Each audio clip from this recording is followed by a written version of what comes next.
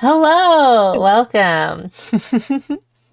Welcome to Tip of the Spear. I am your what's it called? Oh, what's the GM called? And I'll answer.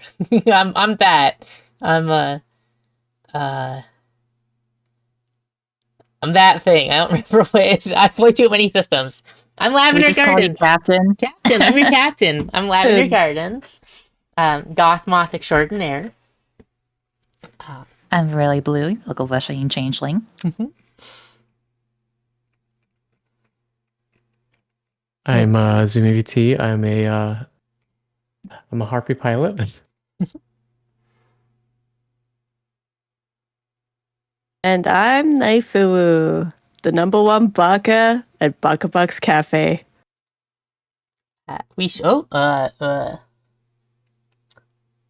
I forgot to turn off Knife's other Fugi, so there's just a second knife there. But only the peak of it, only the corner. We should be joined by Cypher Orenji as well later. Yeah, I don't know what his catchphrase is. He's like an Oni. He's a blind Oni. He's really cool. And he plays good games. He's good at games. But he is just running a bit behind today. But yeah, just to also clarify who's playing who, Varelli is going to be playing Afaya, well, actually, we I don't know if the crew knows the other name yet, so she can keep her secrets. Yeah, so yeah. And then we have Knife, who is playing Sorn. And then Zumi is playing Heidi. So yes. Last we left off. Does anyone want to do a recap, actually? I don't know, who should do recap?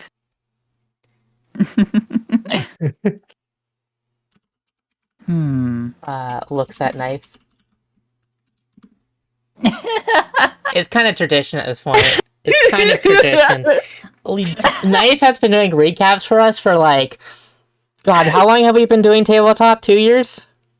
I've been the recap. I've been the designated recapper. Because no one else ever wants to do it. So Knife's like, I'll do it. I'll put on my big girl pants and just do it. I watched the VOD.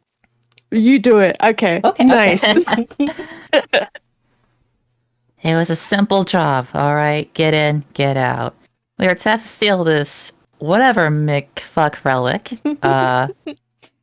And it was going pretty well. The plan was simple. We hop in our mechs, we pay off the guards or whatever, we get the mechs inside, we're inside the hangar, all is great. We didn't have a plan. No. So I came up with one in under 3 minutes. I decided to knock out an engineer. I dragged him aside, Hitman style, stole his clothes, Hitman style, and I proceeded to blend in, Hitman style. You'll see a theme here. After infiltrating the cargo hold, not the bay, hold, where they keep all the good stuff, all the inventory, I was able to scout out 4 enemy guards guarding the ultra valuable room. It was not called that, but that's what popped in my head. Galahad would take over the hostage situation I may have started. Heidi would hack into the mainframe, hack into some drones, get a layout on the map, and give me the exact number of the box needed for the relic. If things go south, at some point, as all things do, I kicked a few guards in the nuts. Iconic. I shot another guard. Heidi dropped cargo on another guard. And then we got out. I think that's about it. And then came the mech part. And that is where things got a bit more interesting. We were greeted with a plethora of, well, enemy mech infantry, a couple of witches, a vanguard, and whatnot. But as we were about to make our escape, we were greeted with a third party. And this third party was rather destructive. It was just a lone mech. No idea what it was. You do know it wasn't Everest. It was an Everest, okay. We know it was an Everest then. Oh, it's just a souped up Everest. And after wiping out like 2-3 mechs, it made its way to me after I did like some cool badass shit. And just empty like 4 bullets in almost like 1 turn because of the Everest abilities on like this poor sniper in the back who already blew up my AMR. And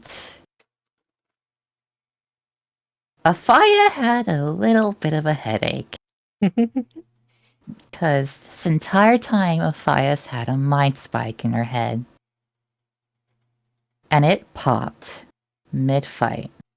So Afaya out of combat, completely inactive. It was left to Galahad and Heidi to get Afaya and the relic back to the bay.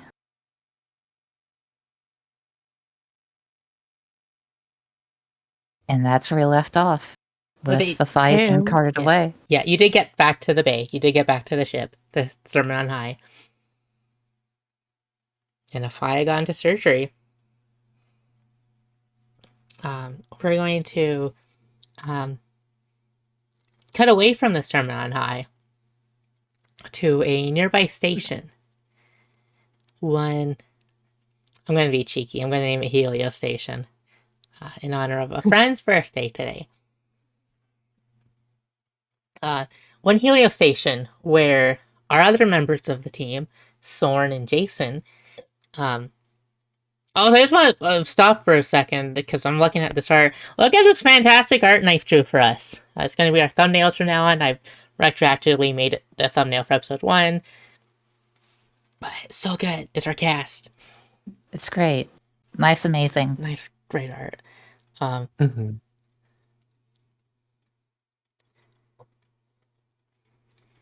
Thank you. Yeah. So Anywho. yeah.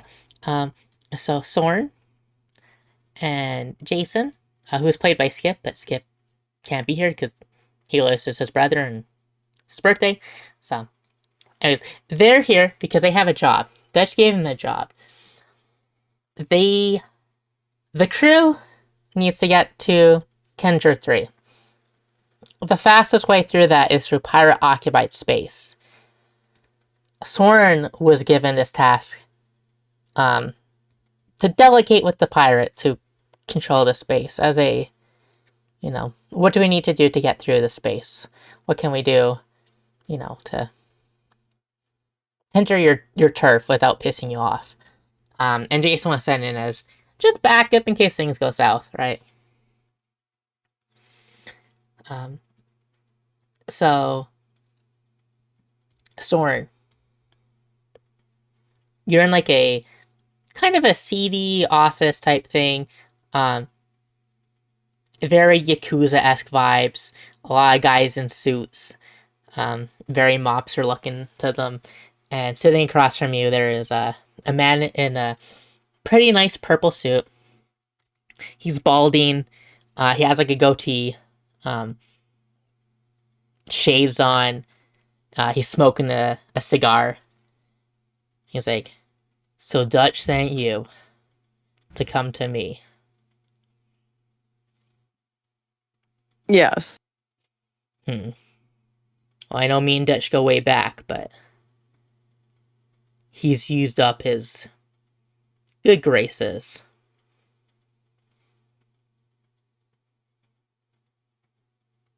She sighs.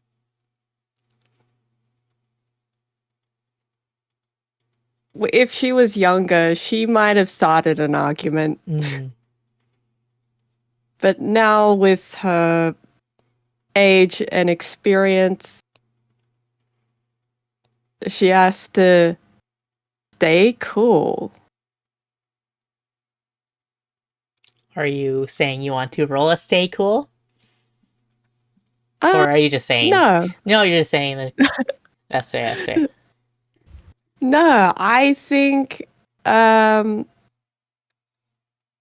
would she know about Dutch and this guy's Yeah, history you've been with the crew together? for long enough. They both fought in the Juniper War. Yep. He was injured and pulled out before shit got real. The end of the Juniper War was a disaster on both sides. The Federation did end up winning, and Dutch was fighting on the Federation at that time. But it was a bloodbath, and there's very few survivors of like that actual final confrontation. Most people, besides Dutch, that said they fought in the Juniper War, typically got injured and were pulled before that final battle because it was not a lot of survivors. Like a few in the hundreds, and we're talking like like a planet-sized war. So it was. You can imagine how many people were involved in that. You'd also know that, especially early on in his privateer career, Dutch leaned heavily on this guy to get jobs, get contracts, go through private space. Basically, I'll owe you, I'll owe you, I'll owe you is kind of the, I'll pay you back, I'm good for it. But he hasn't Not really. paid him back. Listen, funds are tight on the Sermon on High. Damn.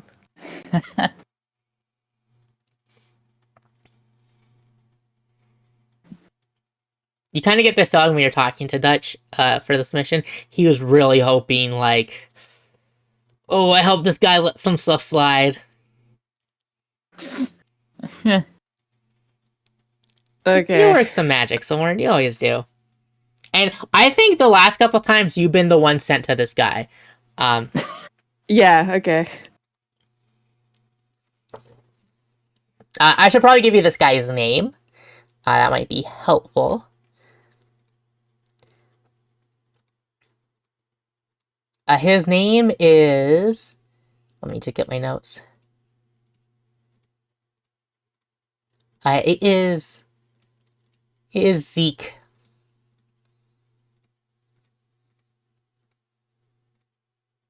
Zeke Reven. Reven.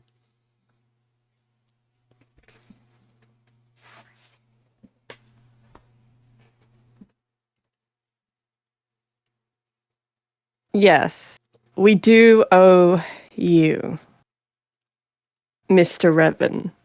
Zeke. Revan. Oh, Mr. Revan. You come by my office enough times. Zeke works. It's do understandable. you want me to start calling you Miss Dorian? Miss. I'm a little long in the tooth for Miss. Ms. perhaps, but Miss. He shrugs. I was just being polite. He's around the same age as you. Fair enough.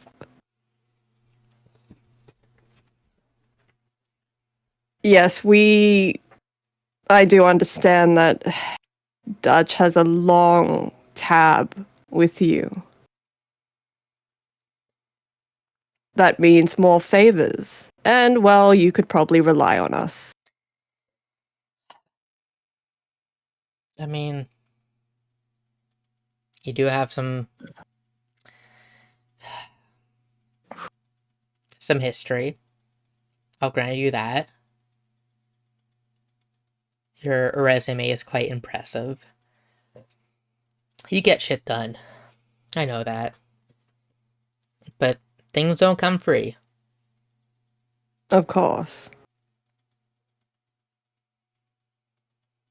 So you're proposing a, I scratch your back, you scratch mine kind of situation.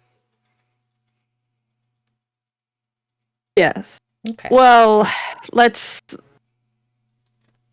shorten the tab. It frustrates me as well. She's going to argue with Dutch Yeah. about this tab Yeah. that he owes. Yeah.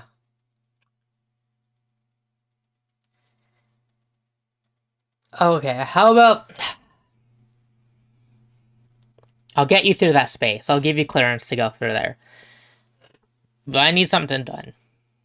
We have a rival competitor, as it were. Rival business. And, like, you've been here enough times that, like, these are criminals, right? They're like a combination pirate, Yakuza, mafia type thing, right?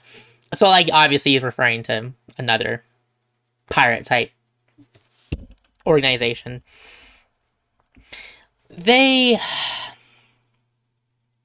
stole some data from us. It's on a ship to their main office. Hasn't left. It's not, or it has left, but it's not too far away. Still in the system. Why don't y'all do what you do best? Get out there on your frames. Cause a distraction. Enough for us to send in an infiltration team. Get it back. But I need some collateral. I need someone to go in with the team on your side. Just make sure no funny business happens.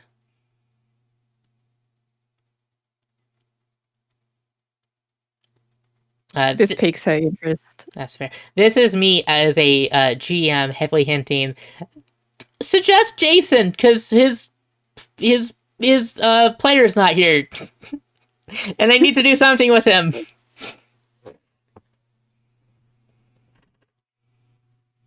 Well, she thinks to herself. We do have young gun Jason. I could send him in. Okay. I'm going to try my best to encapsulate Jason's essence. I don't know if the word choices I'll pick are quite in character with him, but as the best I got. You sure, boss? I don't know if he calls you boss, but that's he imagine he kind of has like a Boston-esque accent. He has some sort of, I don't know. I don't quite know what Skip does with him. He has like a kind of, yeah. I mean, I can do it if you trust me with it. You know I'm capable. You've got a lot to prove, so prove it. I won't let you down. She nods. Okay. Zeke smiles, takes a big puff of his cigar. Well, I guess it's settled then. I'll fling you over the details. Get you the nitty-gritty. Start making a plan.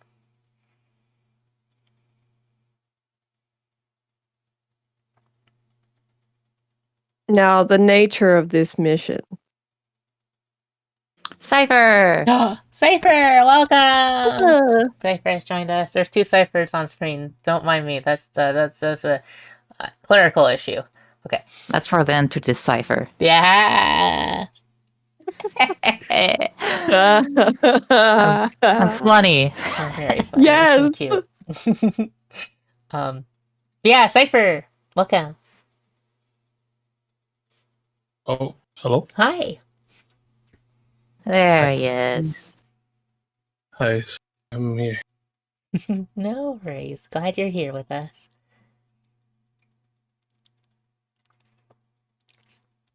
But yes, we will get back to the scene. So yeah, he takes a puff of his cigar.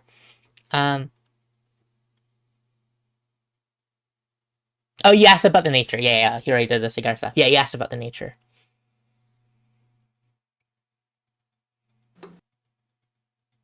Want someone specifically taken out, or is this more we just need to stop them? We need a distraction. We need our infiltration team to recover that data back.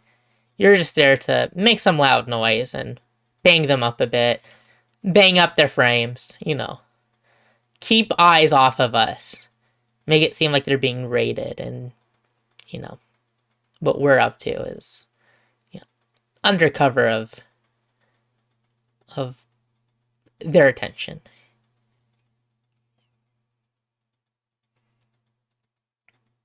Come across the Whistler, have you? Sorry, what was that? You haven't come across the Whistler, have you? Now, why do you want... Why are you asking about an old dog like that? Just curious. I think I'm gonna want to roll it from you.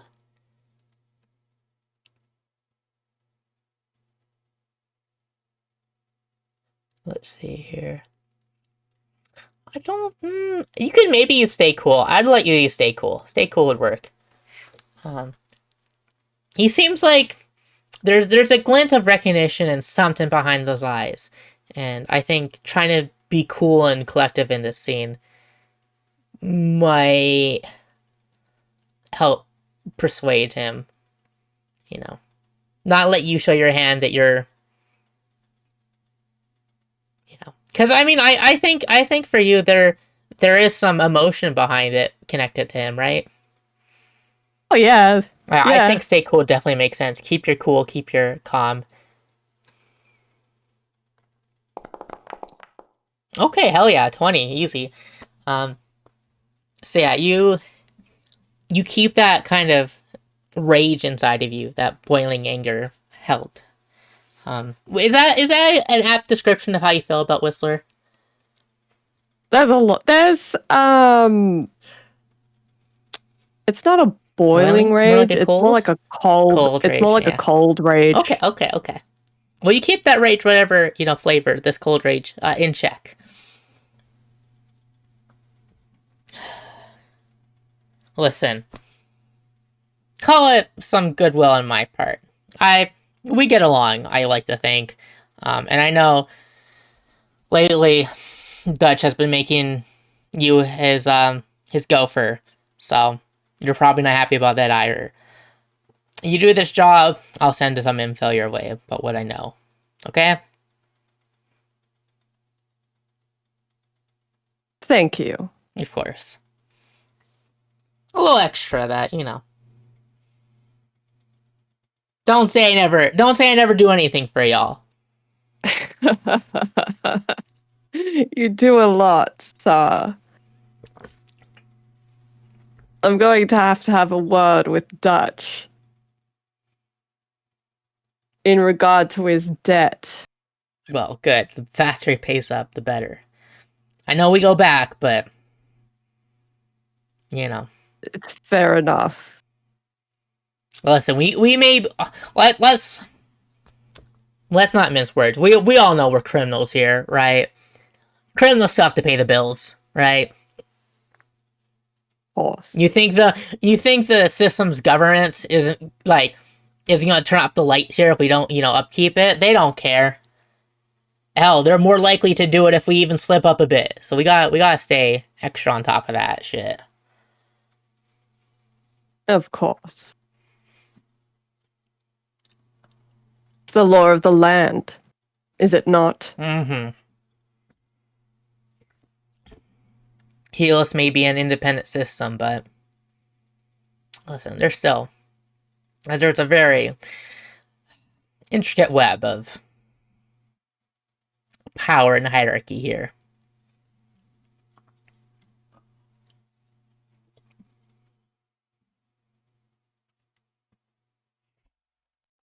She thinks about the Empire. It's like a brief thought, but she discards it. and she just like sort of just tugs at the strap of her eye patch. Well, if there's anything else you'd like to discuss, I'm all ears.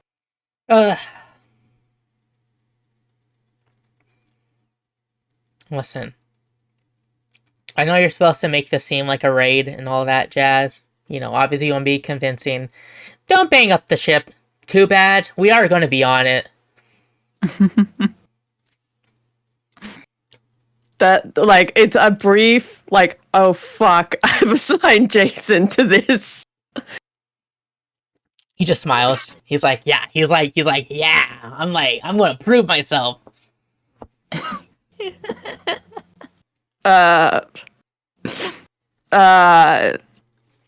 Yes, it will be in good condition. Well, we don't need good condition. Just, you know, tinted, but just, you know, we don't need any crazy explosions when we're navigating through it. She has a flashback of her younger self just like fucking up her frame. Yes, of course. It will, we will, there won't be many, I guess, injuries to the ship. We're professionals. Of course. I know you are. This ain't your first rodeo, and Yes, it's not my first rodeo. yeah.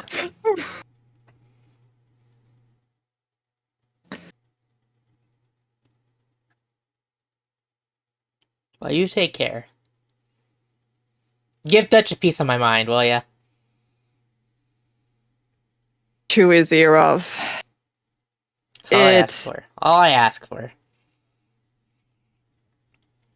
I'll ensure that he remembers his debts. But thank you. Become a goddamn war hero, and next thing you know, you're too good for the little guy, alright? Of course.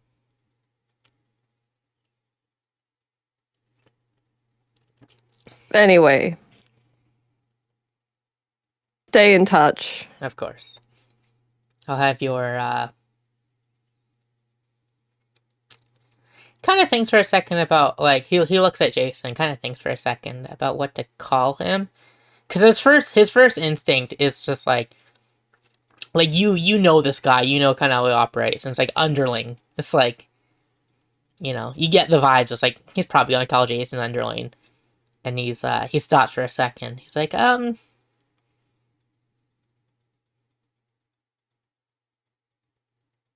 compatriot. I'll have your compatriot see you too, and meet up with the team and get all, you know, get all shipshape for that.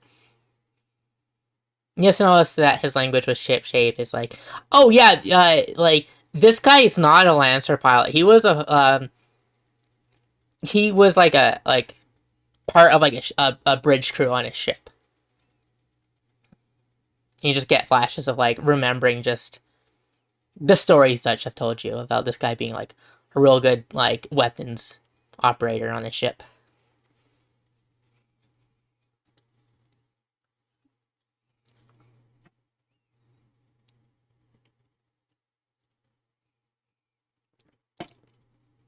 She just thinks to herself that it's all a cycle. It doesn't matter whether you're from the military or a criminal. Yeah. Well, everyone's cut from the same cloth. Sometimes you're a military criminal, right?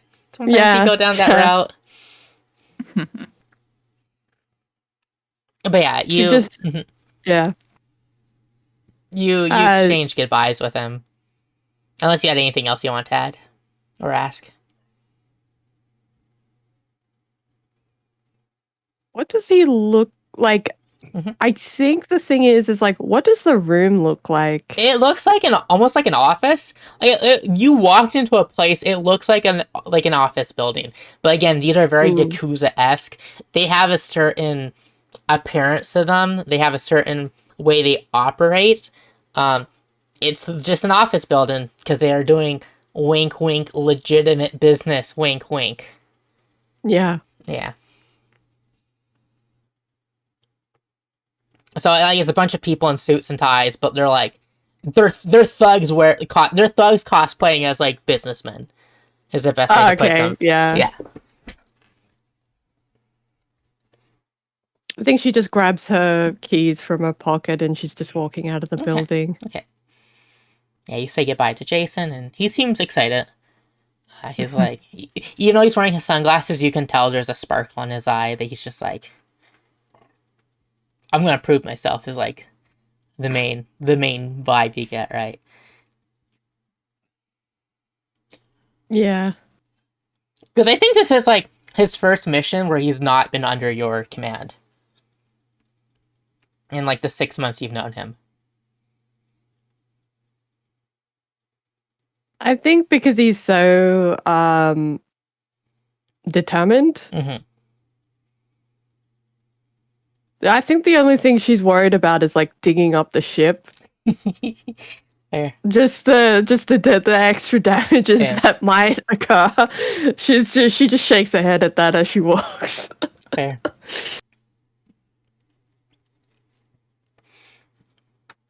Okay. So you head back. You head to the spaceport on the station, and you know, like a gate in like an airport. Yeah. You're like in a spaceport, so there's like a gate that you're waiting for. You're waiting for the Summerland High to enter the station. And it's like a good good solid like hour or two of waiting.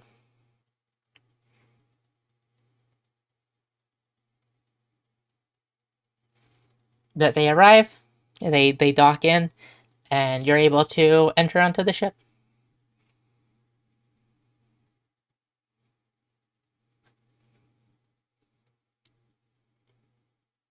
Does she get a sense that something's happened or something's wrong? Roll a pure d20. Okay.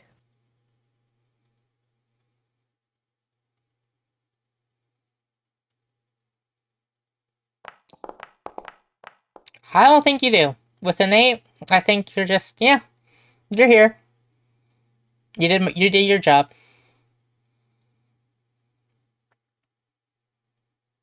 I guess she's gonna head over to Dutch's office. Okay. Or his room, or find where he is. Yeah.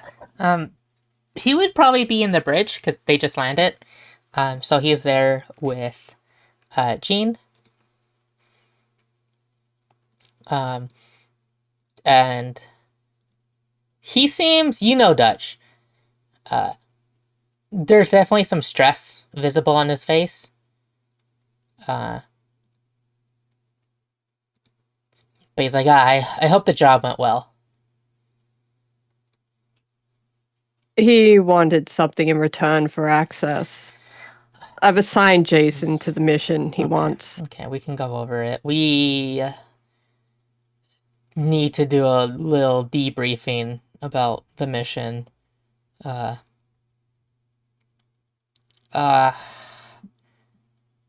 In regard to the job that we just pulled off. any casualties, We have an injury. how severe? Victoria's been in surgery for the last 4 hours. And who is injured? It's the part-timer. A fire. Yeah. Victoria, she needs some rest, but she does want to go with the briefing with everybody just to, I guess, let everyone know the update, the status. Is it critical? How bad is this injury? Like I said, they've been in the surgery room this whole time. She said something about a mind spike. I don't really know She'll have more info for us on that. I don't really know. I don't know. I just don't know.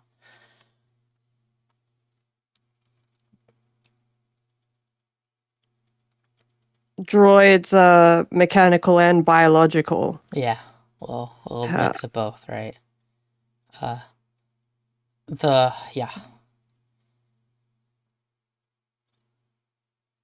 Yeah. I don't know. But yeah, just get to the briefing room. I'll get the rest of the crew there. We can go over that. Of course.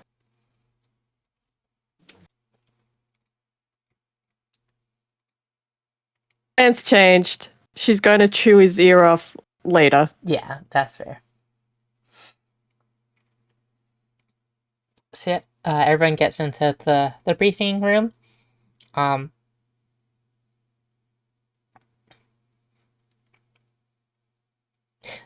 Does anyone say anything to Sorn upon her returning, or is it just more like, oh, we got a briefing, we gotta figure it out, or are there any pleasantries exchanged between the crew? I think Sorn says her mandatory hi. Hi, I've returned.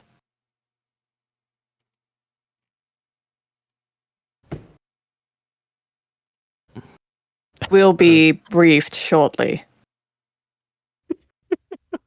Leave this message in chat.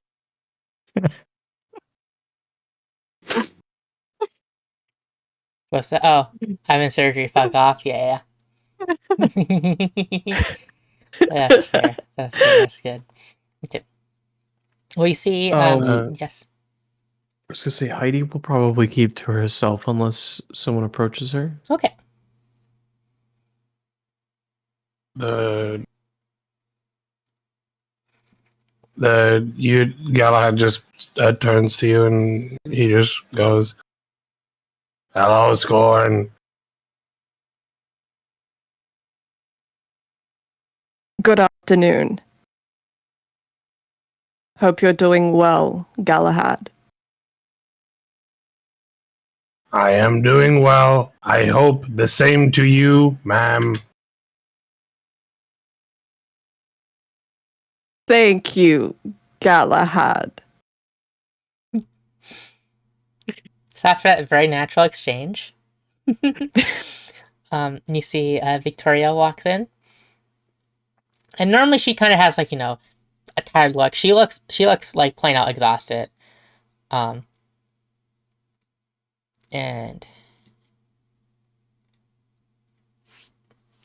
she waits for everyone to kind of get comfortable and all assembled. And the briefing room's like there's like a big table, like an office conference table, and she's kind of by like a podium. It's like, okay, well, I should probably update you on our patient and just what the hell happened there. I'll start with the basics. Quasec developed something called a mind spike. I'm going to keep it brief, but it's a fail-safe to keep their corporate assets secure. Quite frankly, it destroys a person's mind to keep their dirty secrets intact. To be frank, it's twisted to do this to a living sentient being, but it's the reality of the world. And whoever that mysterious frame was, it's safe to assume the pilot is either with Quastec or whatever unit a file was with, given the timing of the mind spike going off and them showing up, but I digress. This is about Fire right now. She's alive. She's doing okay for the most part. There's going to be complications, of course. It was touch and go there for a bit. There's a massive shock to her system, to her brain itself. It's going to leave some damage. The exact measure of it still being figured out. The things we do know. The shock damaged her leg nerve servos. Lucy and I can treat it, but no matter how much you fix a nerve, it's going to need some rehab to treat it. She might not be able to walk for a bit, but we have no idea of an estimate time of recovery. We need to see what she's capable of first. I'm working on a rehab schedule. I'm going to need some volunteers to help. Speak now, or I'm going to volunteer someone to do it. And you see Lucy start raising her hand. Lucy, you're ready on brainwave duty. I need someone else. And she kind of looks around. She scans the room looking for anyone to volunteer. What's involved? Just making sure that she doesn't fall over when she's in her rehab, keeping her stable. Just another body to help out. Cause I'd like to help if I can. okay, thank you, Heidi. Okay, next we gotta go over is her brain state. Given the nature of a mind spike, her brain was quite literally fried. It's going to affect her memories, and given her android nature, her protocols. Again, we're gonna have to see day by day what extent the damage is. It does look like she recognizes us, at least for now, but we'll have to see how much she can recall. And we'll even have to see if the memories can even come back. It's going to require some therapy, so if you see us in my office, I'm probably doing that, so bug her off until I'm done. Unless you cut off your arm or something stupid. You know the drill. Now, this is for you, Dutch and Soren. I know you need pilots, and she's damn good just going off of her test results in her frame. Most likely, she'll be able to fly her frame before she can truly walk. I know things are dicey. I know we need jobs. And as her doctor, I'm going to sign off on her to pilot when she's capable of. But I'm just telling you to. Don't push her beyond what she's capable of. I know she's an android, and she can do a lot more than we can. But she's still an injured person. She needs time to recover. And just treat her with care, okay? That's all I ask. Of course. Thank you. Okay, well that's it for me. Lucy's going to take over. She's going to go over some technical aspects we found. The floor is yours, Luce. And you see Lucy head up. And she's like, thank you, Vicky. So I'm not gonna bog you down with too much technical jargon. I know, it's a lot, and I want to go over it. It's just we found some. Well, I found some interesting things. I don't even know. Oh god, and then Victoria just kind of goes, "It's okay, Luce. Thanks." We noticed. Well, I guess the first question is: does anyone know what EAT is for androids? I'm gonna take the silence as a no. That's emotional android tethering.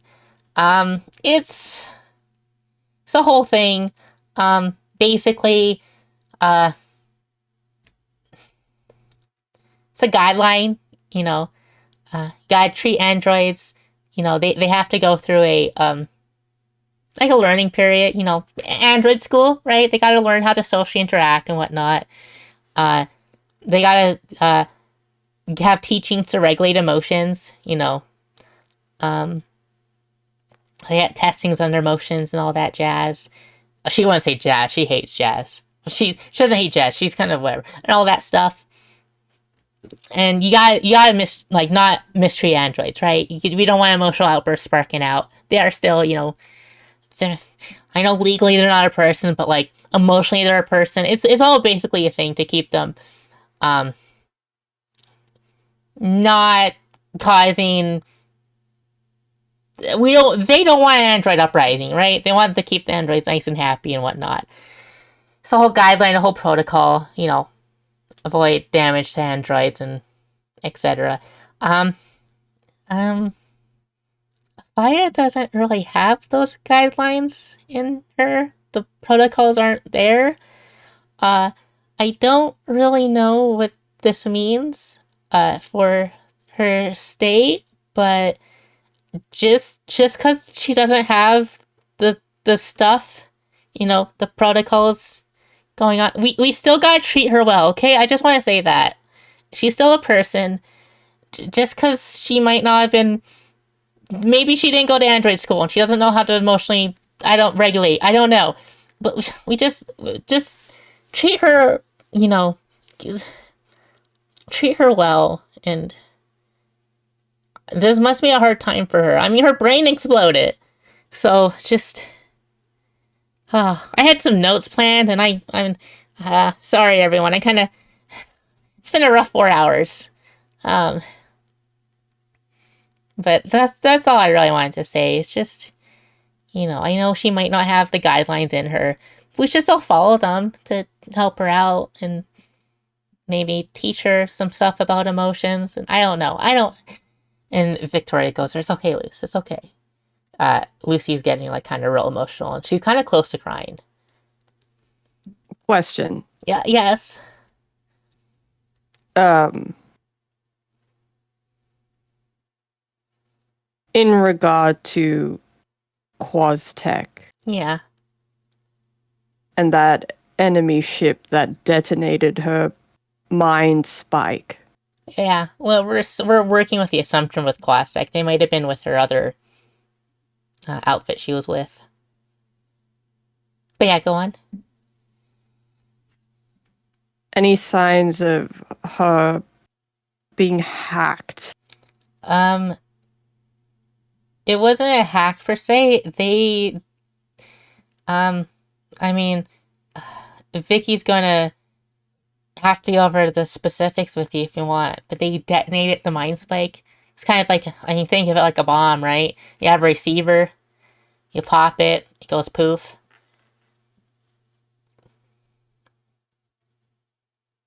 But So a fire was yeah. supposed to die with that detonation, but she survived. Yeah, Vicky's the best. She's so damn good. Interesting. Terms of this EAT. Yeah. I can read out the actual like legal jargon and protocols if you want. I know I kind of glossed over it and whatnot. It's fine. Okay.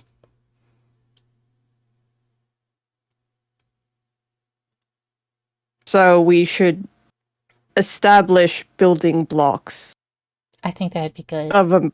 Yes. Okay. Yeah. We should probably do the EAT initiative ourselves. I know that there is some aspects to it that there are protocols. I know, and we can't really do that, but we can do the other part. We can do the teaching and the regulating and avoiding mistreatment. That's what we can do.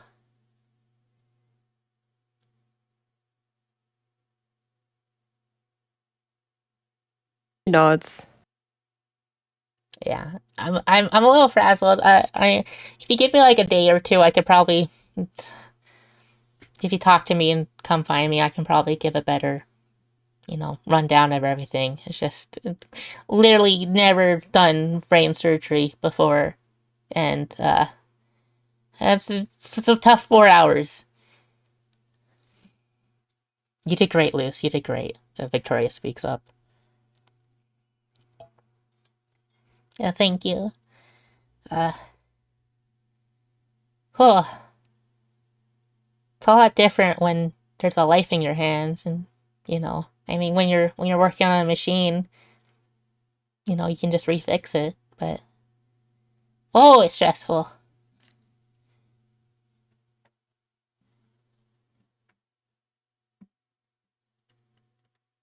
Did anyone have any other questions or whatnot? Thank you for your work on this. Yeah, of course I can. I had some notes planned, but I well, I didn't really read them. Yeah.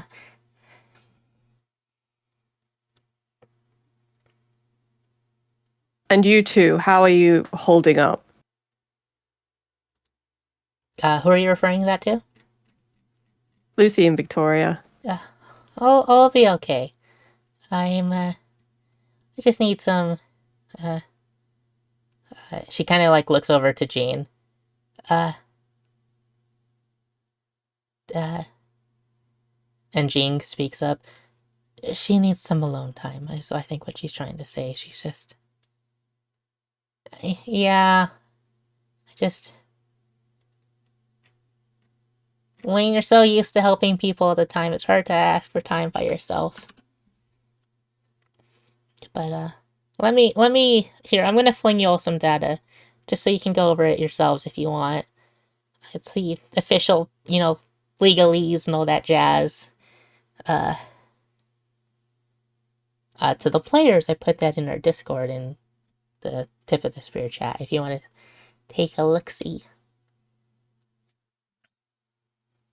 Written by Blue, by the way. She did a fantastic job of coming up with some legal sounding jargon.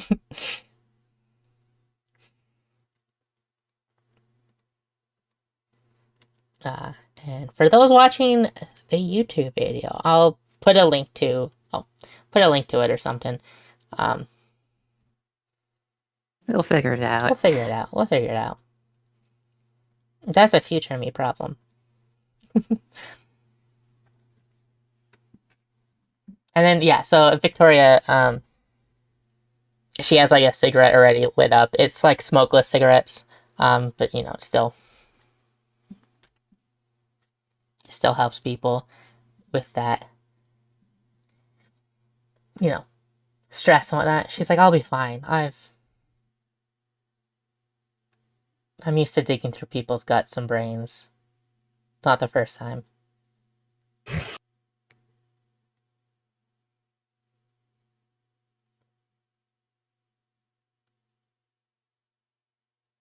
It's actually, I don't know. I think we got lucky. I've dealt with mind spikes before in the past, and couldn't save someone in the past, but I could this time, so just grateful of that. But I'm gonna be in my room napping. If anyone needs me, fucking wait, unless your arm's cut off. I need time, okay? I'm tired. You just see Sawn like instinctively like just look at her arm and just like look, but like just not look at Victoria. She just looks at her arm. Yeah. And she just kind of just feels bitter about losing her arm. Yeah.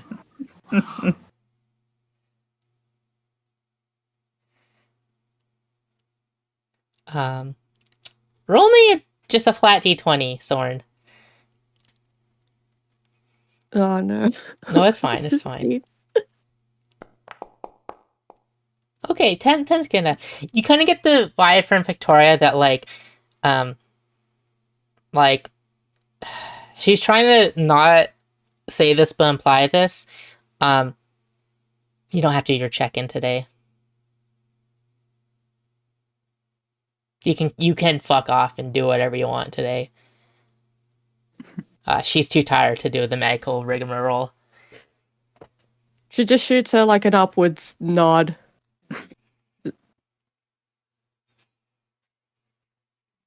So yeah, Victoria heads out. She's like, well, I'm done here. I need my rest. And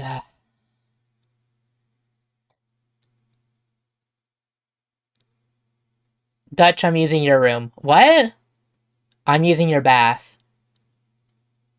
Fair. You know what? Fair. I'll be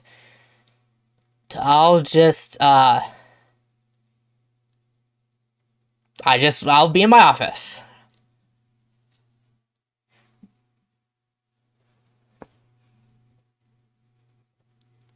And so yeah, Victoria heads off to Dutch's nice cabin. He's the captain. He gets a nice little room to himself. Actually has a bath instead of just a shower.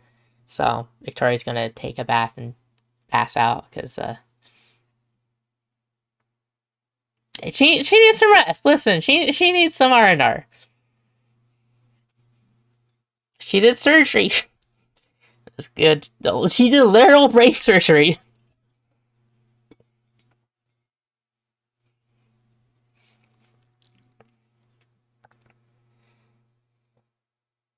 Jean. Episode 1. What's that? Episode 1 goes crazy. Yeah. Hell yeah. Hell yeah. Started off with a bang. Quite literally. Yeah, you see Lucy head off and Jean follows her. They head off to, relax and probably talk things out and just realistically they're probably gonna cuddle together,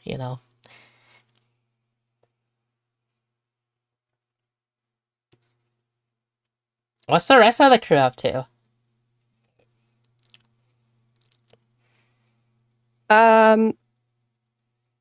I think that Son is going to go. I'm assuming that Lucy left all like the paperwork and the Yeah. manuals Yeah, and yeah. the care guide. She sent you. It's all like digital. It's on your tablet. Or on Yeah. you actually probably get a notification. Do you want to do what your notification is, or should I? Yeah. Okay. You do it. You do it for the Okay. bit. Yeah, yeah. You got a message. Yeah, yeah. Ah, fuck. Ugh. What was that? Nothing. Was that a feline crying? Maybe your audio modules are broken. Is it? You see his eyes blink. No, they are 100% in function. You heard nothing. I She see. Your feline is named nothing.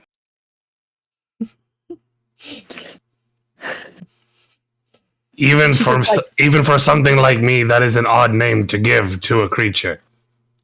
she like stops dead in her tracks. Looks over at Galahad.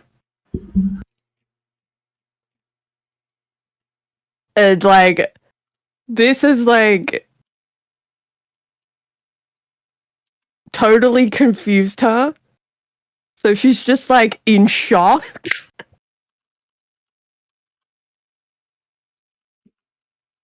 Okay, I'll tell you the truth. Lucy put this shit on my phone and I can't get it off. I would if I see. could.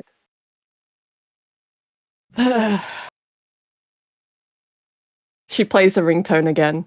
Yeah, yeah. You got a message. Yeah, yeah. And you just see like a little like on. Do you have what's your phone situation? Is it like an actual like tablet? Is it a phone? Is it like a wristwatch? Is it? It's like an old. I think it's like an old version of a. Like, this thing is not like a proper data pad. It's like a mix between a Nokia and a data pad where Okay. it still has buttons. Yeah, yeah, yeah. There is a screen, and you do see like a little pixelized like cat doing like the yeah like thing with his paws. She shows him the cat.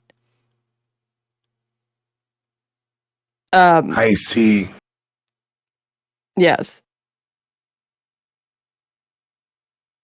The person who put this on your device, was this done to annoy you?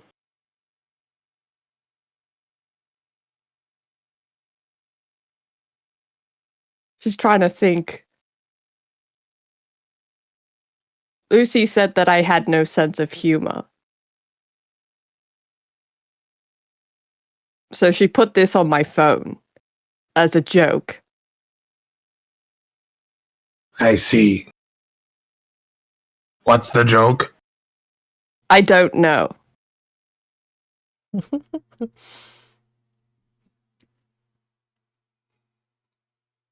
Hmm.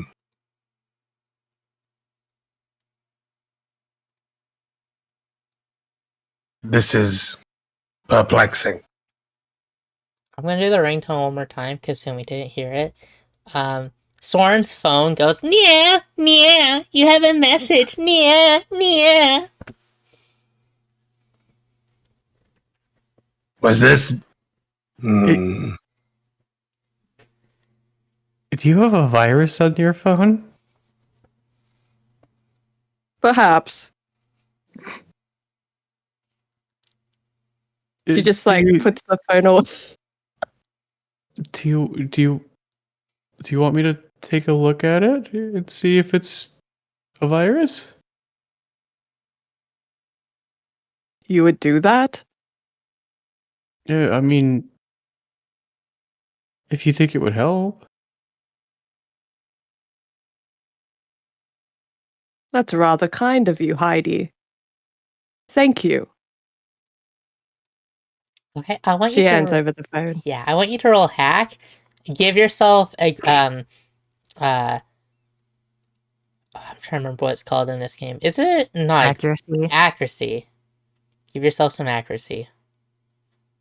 Okay. That's a +1 the boot. So one of the things you'll notice is when she actually takes your phone, she takes a cable out of her suit and will plug it directly into your phone.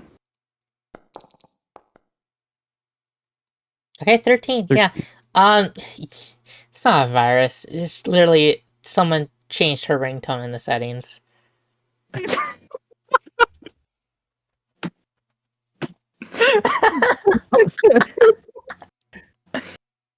What do you want it to do when you get a message?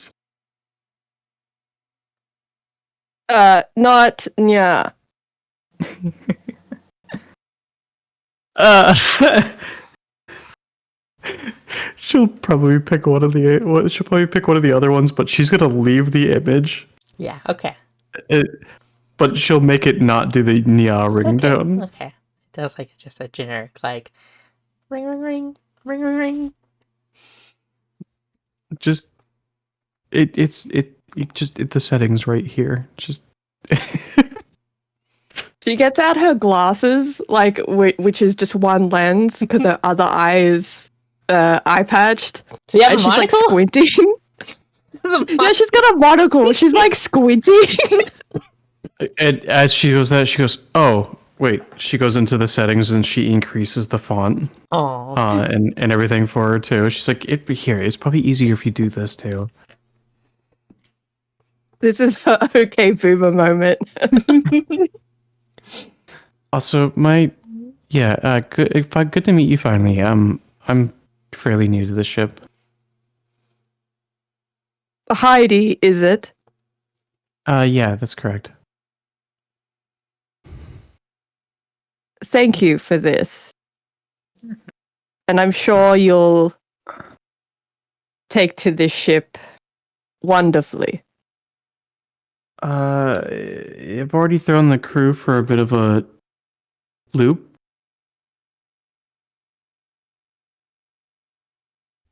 So I hope that I take to the ship pretty well, because I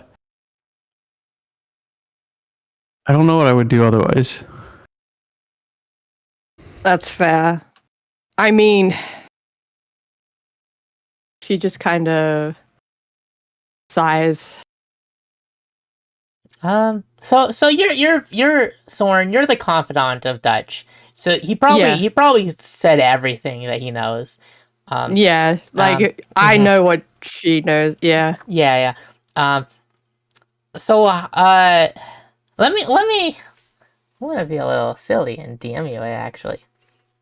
Ooh. Ooh.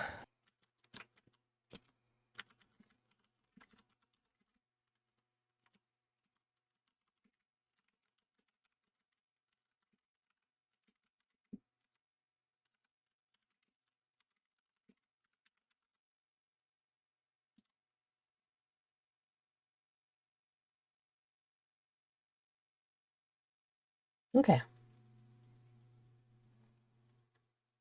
If you want clarification, feel free to message me and I can give you it. But that's the general gist of it.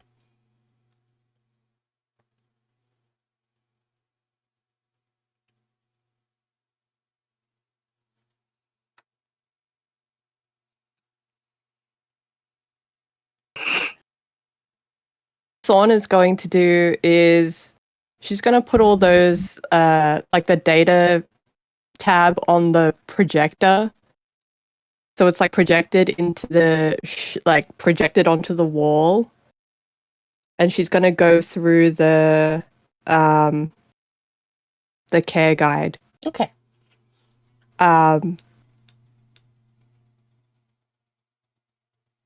And Heidi, how are you feeling?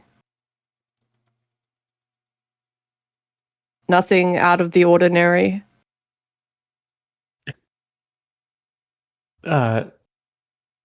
No, not since I arrived, anyways.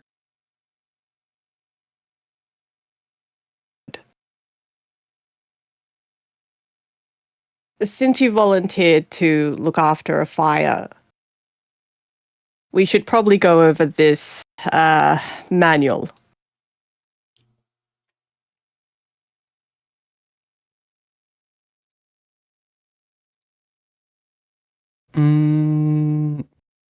She kind of like flicks on her wrist, and you actually see, as she like looks down at the port, you see a little bit of in front of her eyes changes a little bit of color, and she's like, "Oh, I have it up here now," and she points to her head. Ghost took a copy of it while I was scrolling through. Feeling. What was that? She just says, "How is Ghost feeling?"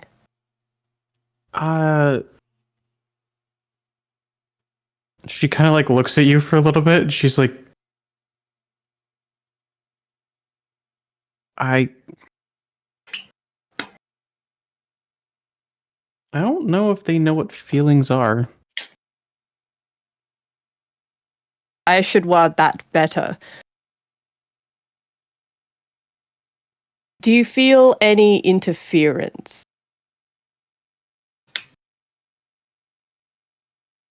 Should be a better word for that. With Ghost? Yes. They've been fairly drained since the mission. But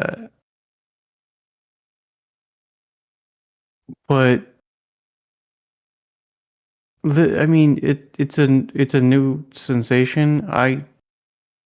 I don't know what it would feel like if there was or wasn't interference.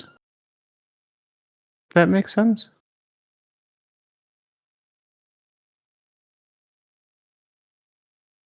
She's thinking.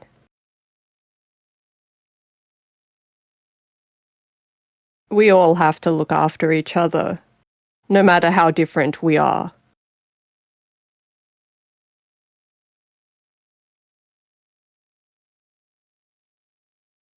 But if you do feel, or if Ghost feels, not feel. If you don't feel well, that's what I'm getting at. Do let us know. You are not a burden. Nobody is. I appreciate that.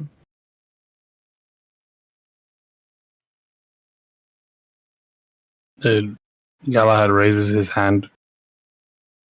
Yes. I am curious. I did not know the word ghost until now. And then he like kind of like you see squint in his eye sockets. Are you translucent?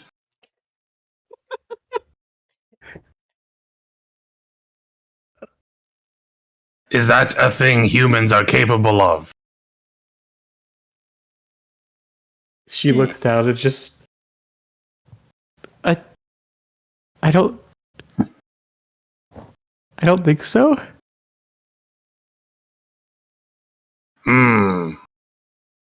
Must investigate. Are you Galahad. Ghosts real.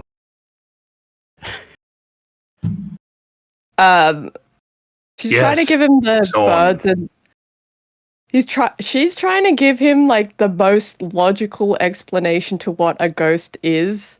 So she's going to try her best. Okay. When a human dies, allegedly they have this thing called a soul, which is an invisible entity. It's translucent, as you would say. That is what they call a ghost.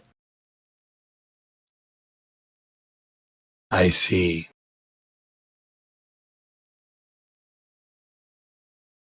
You all have souls and ghosts. Allegedly, yes.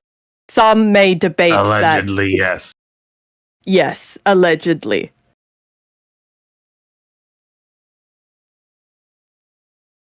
Hmm.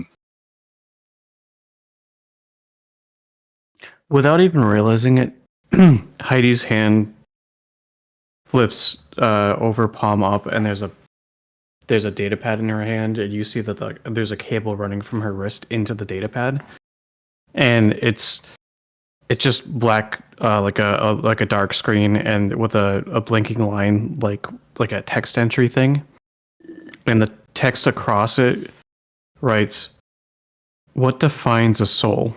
It actually seems like Heidi is not even aware that she's doing this. Oh. It is looking over at you, Soren, like the data pad.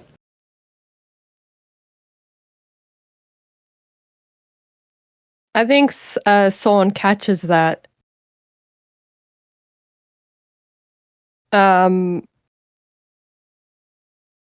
Because this is the world. Because this is I get like. I'm gonna ask Lav Yes. what the definition of a soul is from the Empire. Oh, Like what an empire considers what a soul is. that's a good question.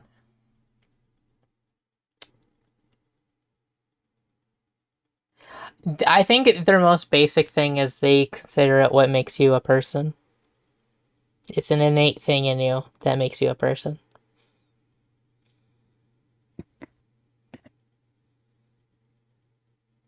She looks at Heidi. It's what makes you human. A person. It's innate to humanity. What do you? What? Huh? What's going on? And then she She finally points- looks down at her hand and, oh.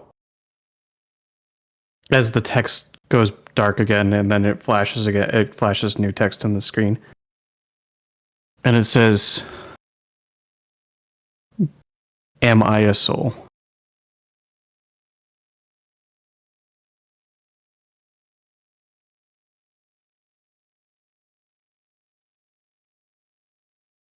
Perhaps not.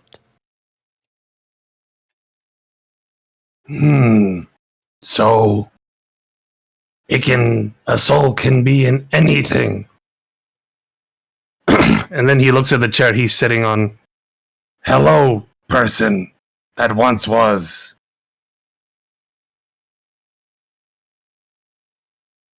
It's not responding. I must investigate further. This tablet is interesting. The text flashes dark again, and "I am Ghost" is what appears on the screen.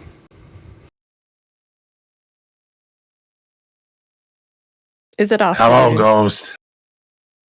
God's like waving. What was that, Knife? Sorry. Is it the evening, the day, or the night? It's like afternoon. Late afternoon.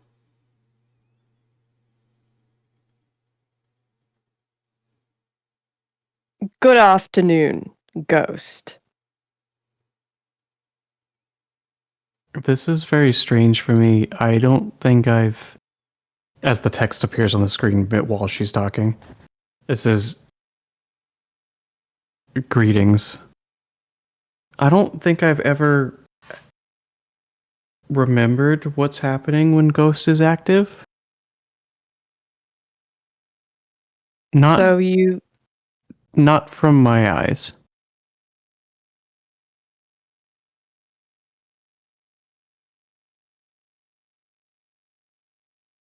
Like if I go back and think about it, the memories are there, but I don't remember them happening.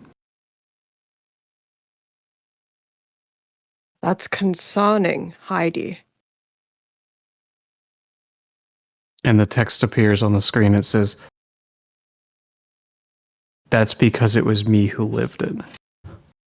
Oh.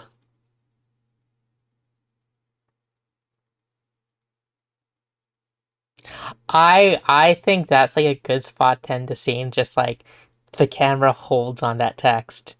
Because I think that's really dramatic. That's Ooh. really dramatic to just, you know. So yeah, we're gonna cut to Afaya resting, sleeping in the med bay.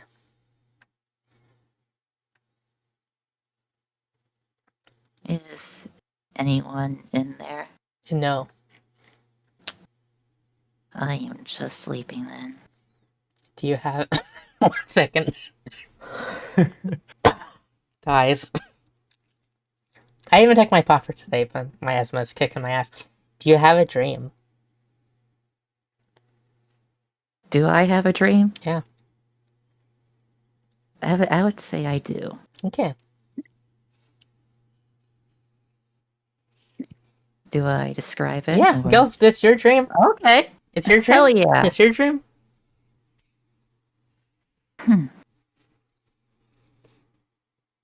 Fire is drifting in a what feels like a black void, a black hole, something empty, but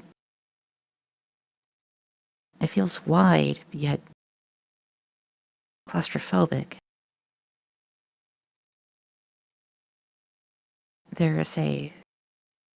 In that void, there's a fire? No, a storm, I think. It's like plasma cutting through a steel wall, yet there's no material, no solid structure. Just what one can only assume is a raging storm of plasma. I don't know. Oh god. And in this black, dark enclosure, with nothing else but that storm, it's red, orange, blue, electric colors, clashing, forming, twisting, appearing on and off like neon lights malfunctioning at a bar. And it's just an eyesore to look at, but with nothing else in this black void. That's all you can look at. Especially as you only feel yourself descend.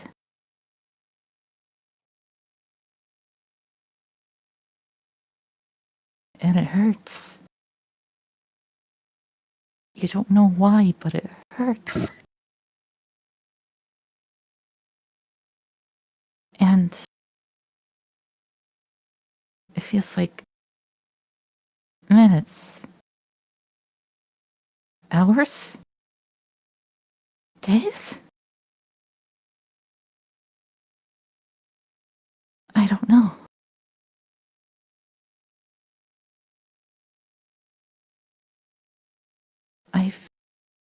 Am I falling? Dying?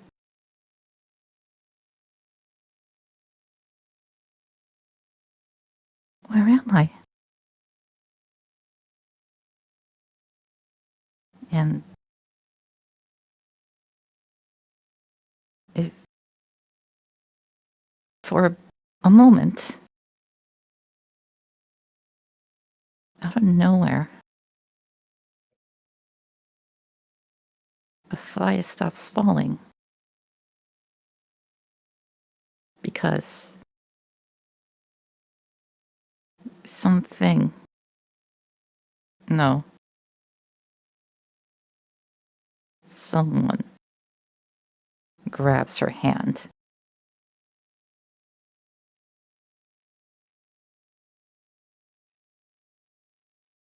And she hangs.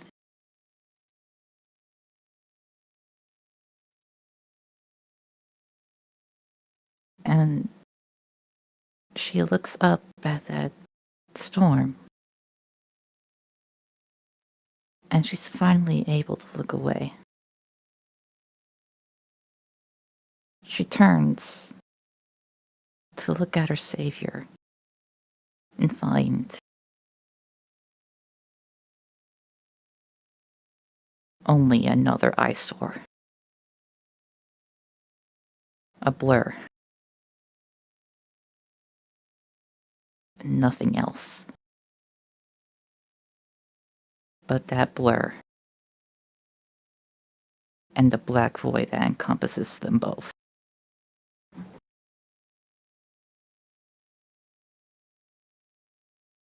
End scene. Damn. Damn.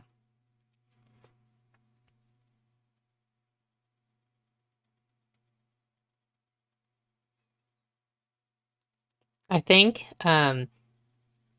after this intense dream, you find yourself briefly coming into conscious. It's the kind of state where you're aware someone's in the room with you, but you're not fully, like, you're in that kind of semi-consciousness, half asleep, half awake. And you can just feel there's a presence in the room with you. Do you wake up?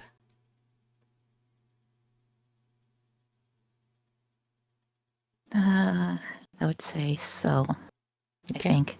Okay. As- Slowly, Okay. but awake. Okay. Yeah, you open your eyes and you look around the room and there's no one there. You just hear the beeping of machinery, of the heart monitor, of all the scanners hooked up to you.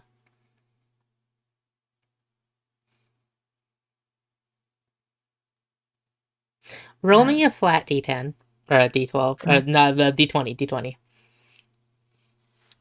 Okay.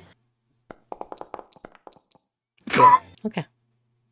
You think you when you're coming to, like a whisper on the wind, you think you heard something, but it was so quiet, so inaudible, you can't make out what was even being said.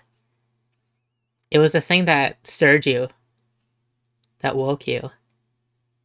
But was it the dream? Was it someone in the room? You don't know.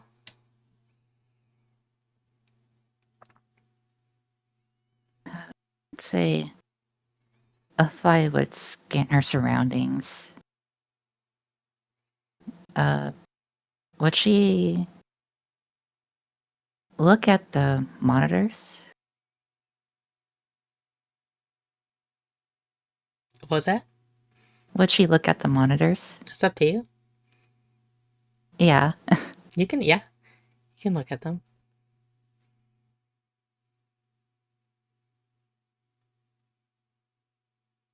What? They look like they're reading nominal readings. You know, there's like a heart monitor. There's another monitor that looks like a waveform. Um, what do you have for skills?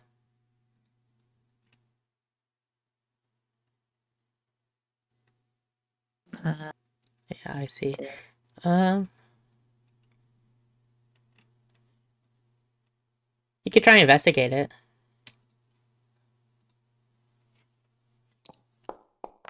Okay, yeah, Love 21. investigation. 21, easy. So the waveform one, you realize for a second, oh, that's your brave form. It's like your brainwave that's reading out. It's making sure that everything is nominal and working, right?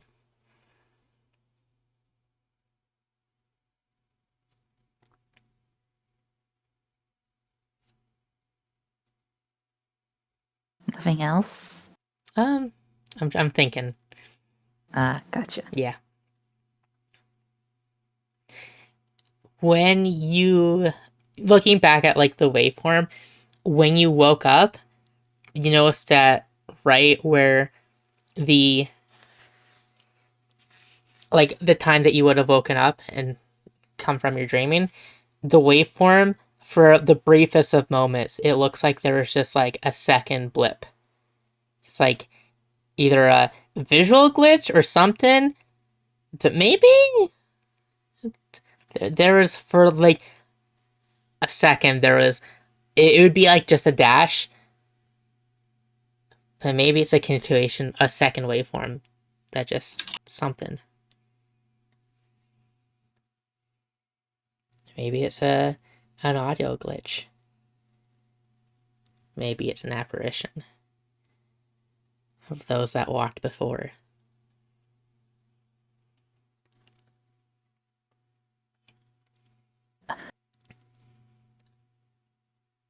I feel like Afia would. I don't. I don't want to say she wouldn't pay heed, but I think she would just push it to the side and just rest and look at the ceiling or the stars. Anything else? Is there a data pad in the room? It is. Yeah. I reach for it. Okay. You go to open it and it's just like invalid credentials. I try again. Invalid credentials.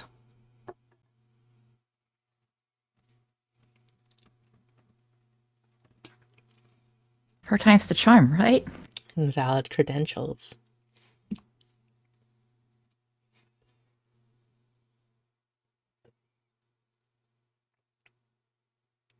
I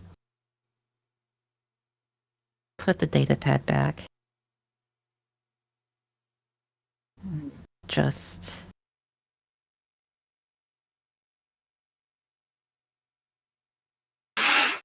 Is there anything hooked up to me?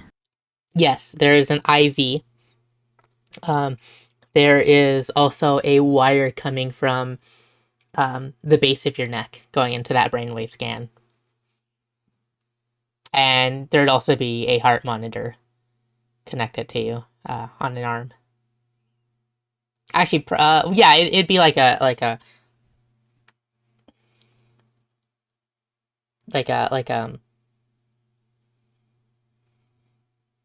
what's the word? Like a sleeve thing that's connected. Normally, like modern day heart monitors, they have like a thing on your finger, but we're in the super feature, so it's a thing that wraps around your arm. As long as it can detect a pulse, that's all it needs to do.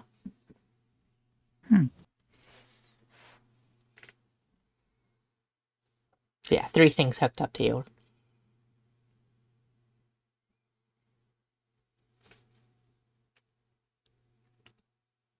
I feel like she would try to sit up. Okay. I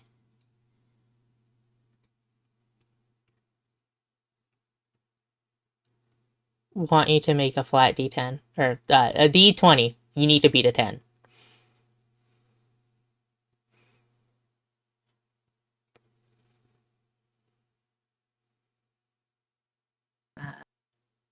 That 20. Yeah, 14. You're able to sit up. No pains, no nothing. No pains. No pain sitting up. Okay.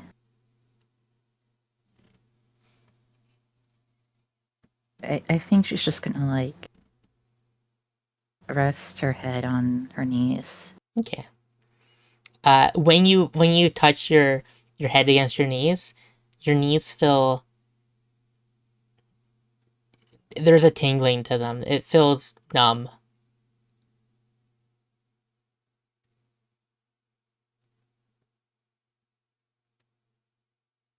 Hmm. I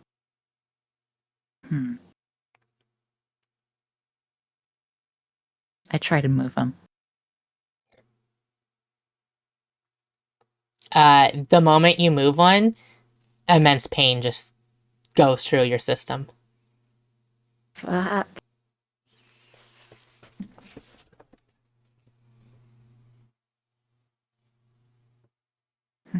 It's like that kind of pain that you see stars.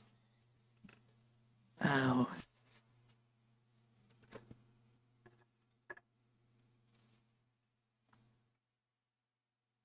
I try to slowly put it back. Okay. The memory of the pain lingers, but you're able to move, at least.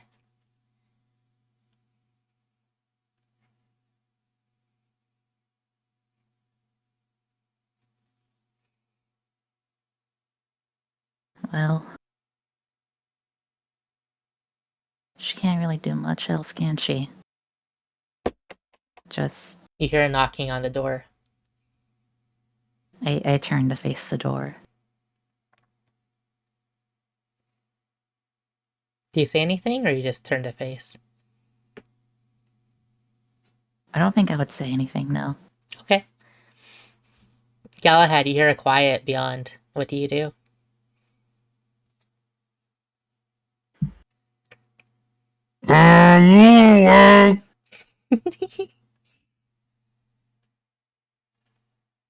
You hear a muffled Galahad.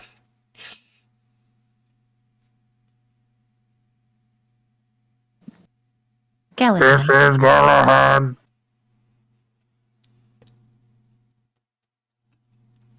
I think it's unlocked. Oh.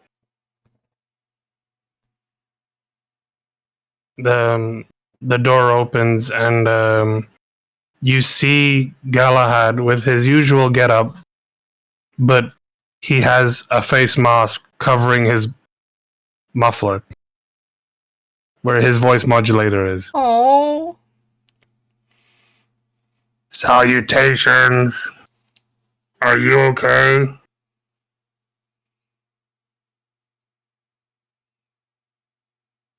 After Alfai hears, "Are you okay?" she doesn't really respond. She just looks away and rests her head on her knees again.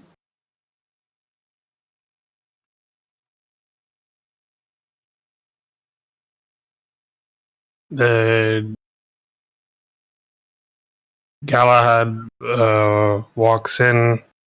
He quietly puts something on a table next to you, or the nearest table, and he.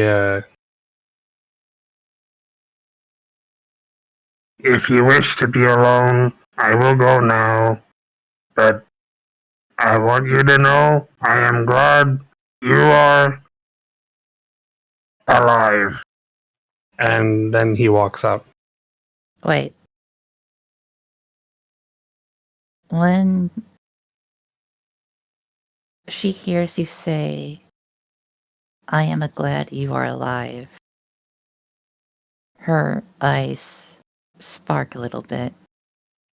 They light up. Galahad, Yes? you can stay if you wish. I will not keep you. If I wish, then I will stay.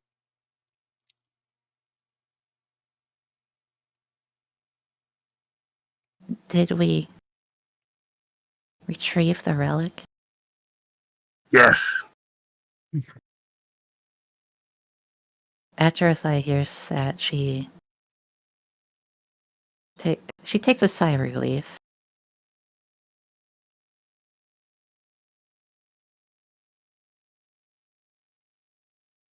We got what was needed, but more importantly, we were able to get you out, which I am glad.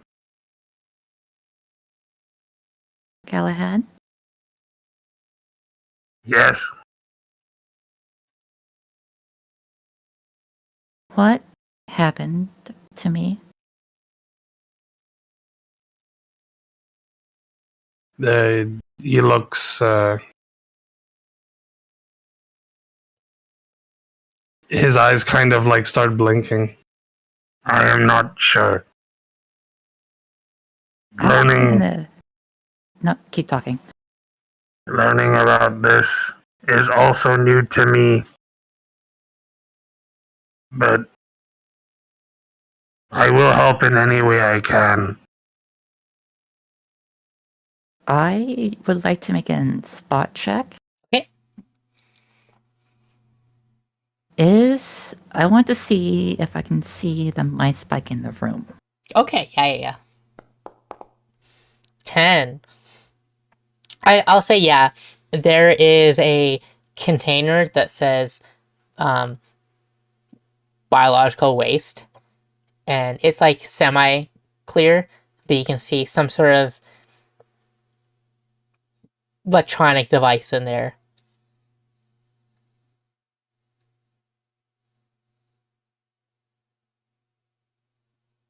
Is it within arm's reach? No, it'd be on the other side of the room. Galahad? Yes, Can you retrieve that container that says biological waste? sure. He takes it and he gives it. Mhm. I do want to make a little retcon. It says technobiological waste. Technobiological waste. Yeah. Okay. Yeah. Okay. So you grab the little container. It's like the size of like a well, I was gonna say a small purse, but I don't know if Cypher the person if that means much to you.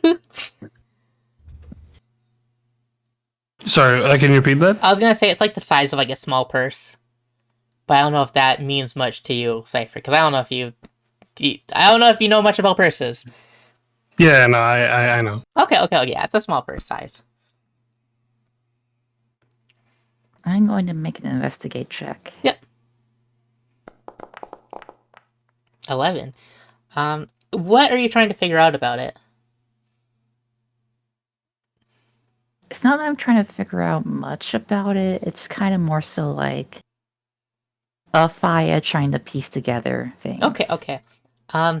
You see that this device, this almost like did you have an idea of what mind spikes look like? Because if not, I have one, but I want you to have your input first. I envisioned them as like a literal spike. Yeah, perfect. Exactly. Okay. So yeah, you see this spike. And it's still in, are you opening the container or are you just kind of looking through it? I'm looking through it. Okay. A fire knows better. Okay. It's covered in blood and did we ever establish what color android blood is?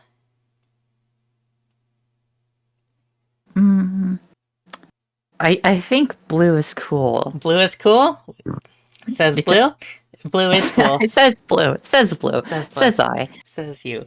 It's the opposite of human blood. Yeah. It's perfect. Exactly. So yeah, you see it's covered in android blood, this blue blood.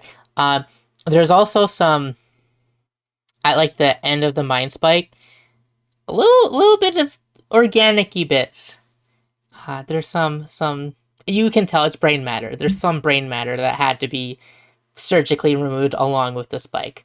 It wasn't a clean yank. There was,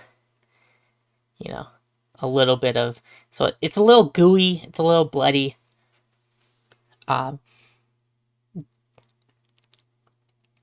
Given, because you still have a headache, right? Like you would still definitely still have, Oh, yeah. yeah. I think you can put two and two together that this was in your head. Especially like going back to like the brainwave, the fact that they're monitoring your brainwave. That's when you get injured. They don't monitor your brainwave unless there's a reason to look at your brainwave, right?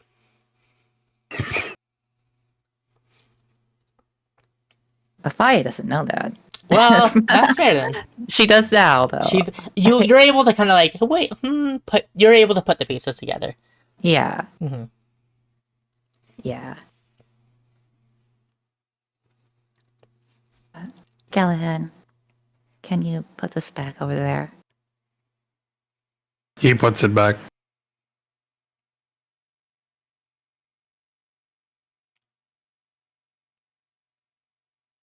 I would say in this moment, Afai is just spending a minute or two putting pieces together in her head. Mm-hmm.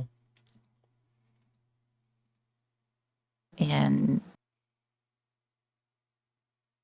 she's gonna pull up her hollow visor Okay. and try to scan through her memories. Okay.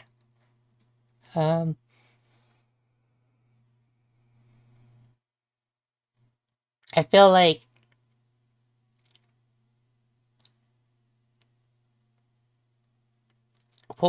did we say 14 days? 10 days? Yeah, 14 days are definitely like good. Yeah. And then like the past 3 months are like hazy. Okay. And yeah, and I guess beyond that, then it's blank, right? Yep. Yeah. I think those 3 months feel like a year. It feels astronomically long. Those 3 months stretch on into like it's like the horizon. It just keeps going. And there's also some. I want you to make me just a d20 roll. D20? All Yeah. right. Nothing bad happens for D20 roll. No. Hey, 15. Oh, 13. Sorry, I can't read. 13. You feel so at the end. So it's like those 3 months feel like this horizon that stretches on, and then there's just darkness. And as you try to like scan through your memories, you hit like it feels like a wall,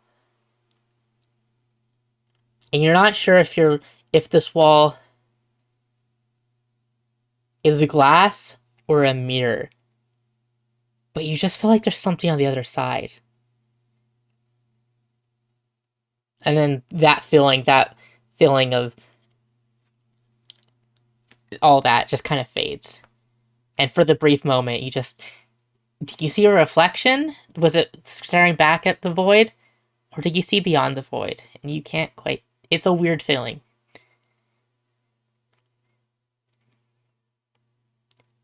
It's like looking at something that's not yours. But maybe it is yours, you don't know. The sense of ownership is just skewed.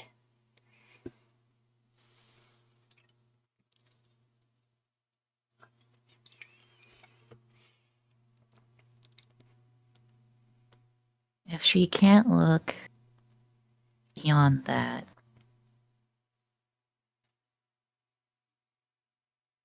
I want her to go to her most recent memory. Okay. Before Before the this. surgery. Okay. Yeah. That would be. I'm gonna roll something to see if you were you conscious after the mind spike? Or what, like, at any sort of, like, like, were you drifting out of in and out of consciousness, or? I want to say she was unconscious. Unconscious? Okay, then you won't remember being transported over on the gurney. The last moment you would have had was when that Everest frame showed up. And you just remember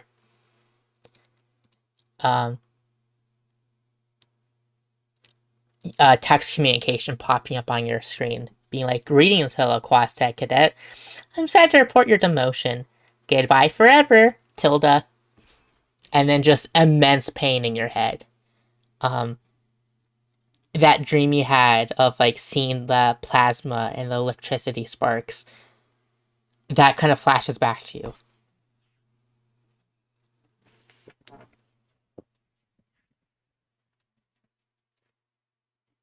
She plays the memory again. Okay. Greetings on the screen. Greetings, fellow Quasec cadet. I'm sad to report your demotion.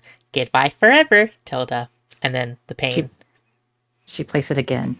Greetings, fellow Quasec cadet. I'm sad to report your demotion. Goodbye forever, tilde. She plays it one more time. Mm-hmm. Greetings. Yeah, and it goes through. And she just turns it off midway. Okay.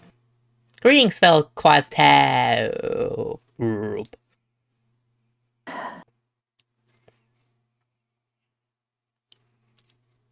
I think I know what happened now. I believe my bio contract was terminated.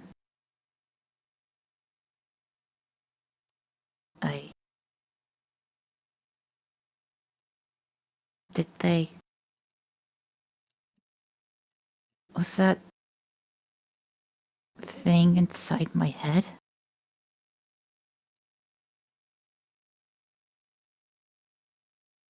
What thing?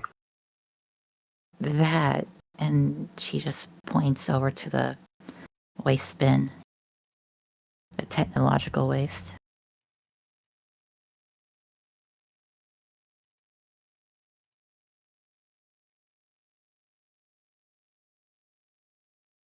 I Galahad, am unsure. Galahad, make me a d20 roll. Oh, okay. Yep. 13? Okay. I think, because you just had the briefing, right? Where Yeah. Victoria was going over the mine spike. You see a thing in a container that looks like a literal spike. I think you can piece that is the mine spike.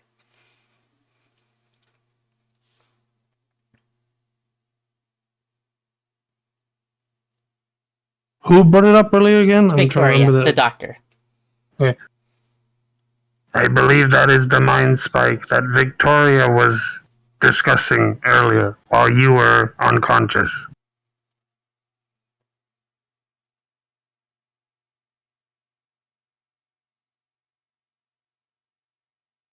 She got it out? I mean, of course she did. It's right there. But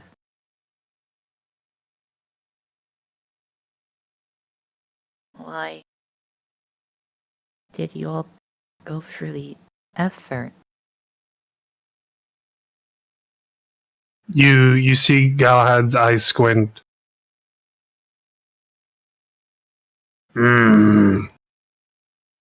And then his eyes turn a light hue of blue, and he points to the item that he placed on your table.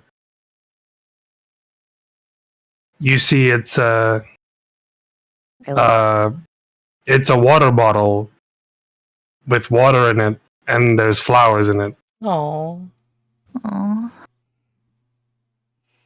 Aww. We care for you.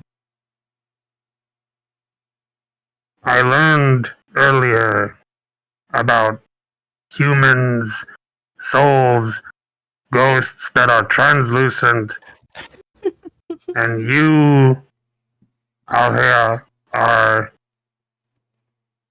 you are someone with a soul we care for, but not translucent, which is something I'm trying to figure out. We care for you.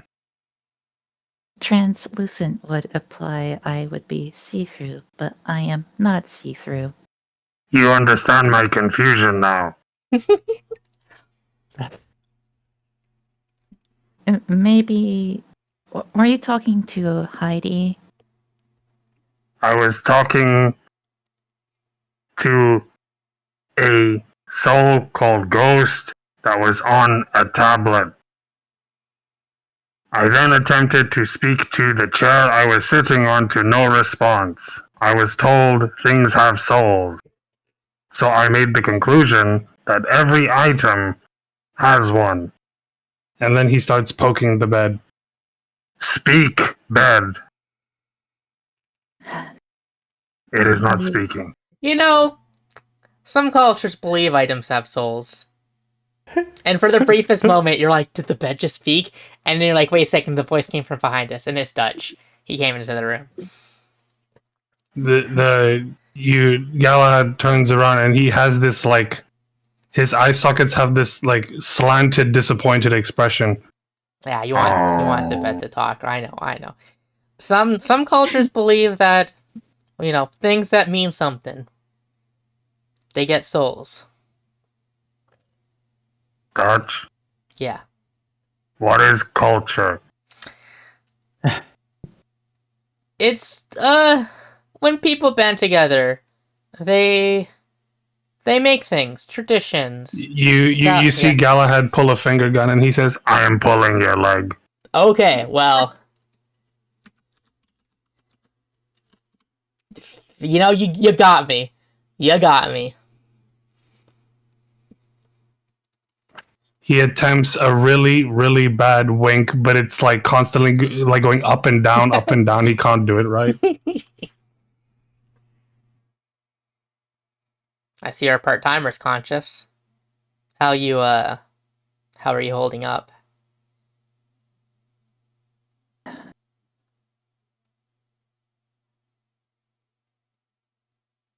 I don't know, Captain.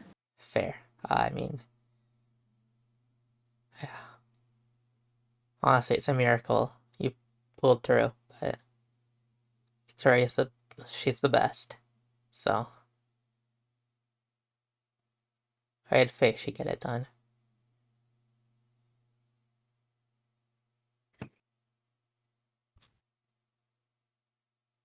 I have a strange feeling that I should be terminated by now. Scrapped, maybe. I don't remember much. Victoria I said as remember the much. mission. Remember the mission. You remember us, seems. I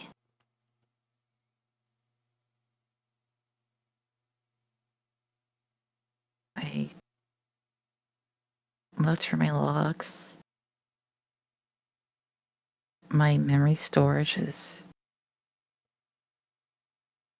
nearly completely wiped.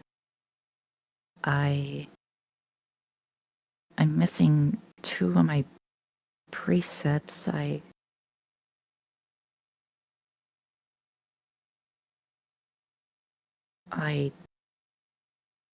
don't remember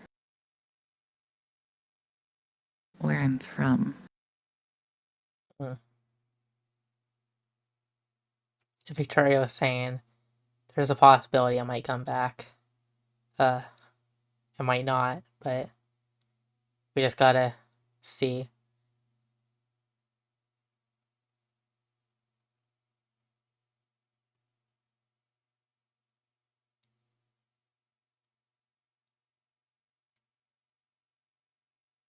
Listen, those people you were working for. He pauses Which for a one? minute. Sorry, what was that? Which one?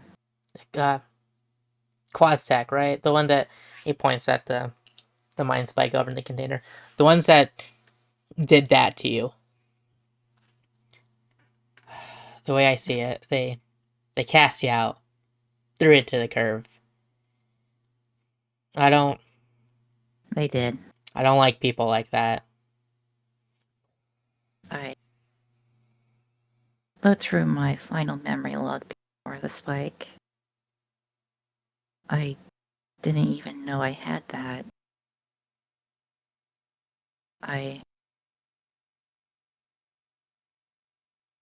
That Everest. I can confirm that it is Quaztech. We had an That inkling. pilot definitely Quaztech. They sent me a message, a termination of service or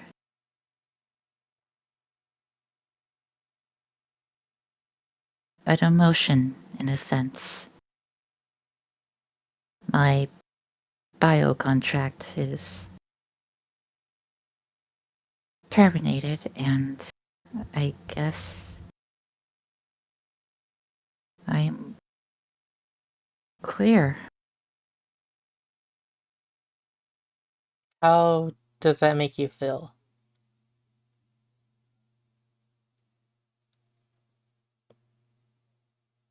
I don't know. He just nods. Sometimes it's hard when something like that happens to know how you feel. But, well, Victoria said some stuff and got me thinking. You're just supposed to be a part-timer here. We're just supposed to get you to where you're needed to go. But, well, quite frankly, it Doesn't look like a good idea anymore, does it? exactly. It also irks me when someone throws out someone like that. I'll be honest, I have complicated feelings when it comes to androids, but you're still a person, right? And people shouldn't be treated like that. So why don't we do a little hiring right now and make you fully employed.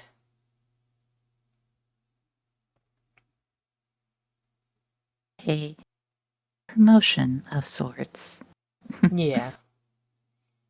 Yeah, if you want to look at it like that.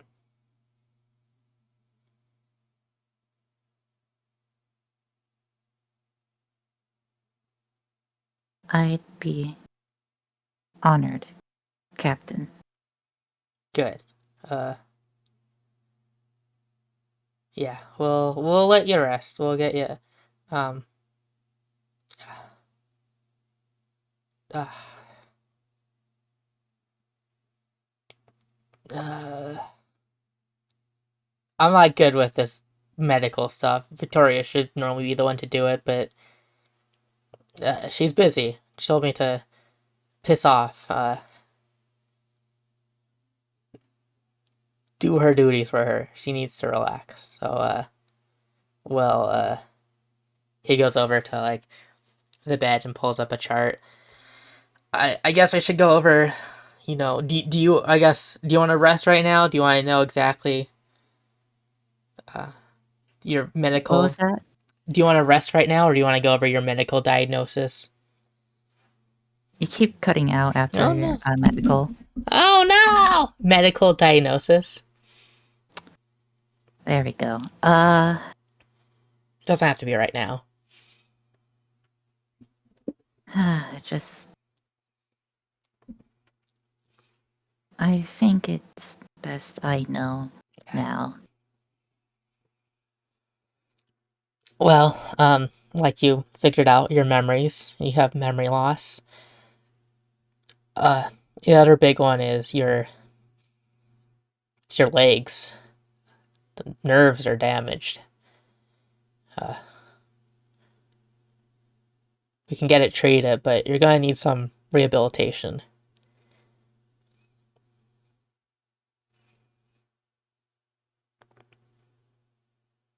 as Dutch is saying this, she's like rubbing her legs slowly, Mm-hmm. trying to feel, I guess. Yeah, it's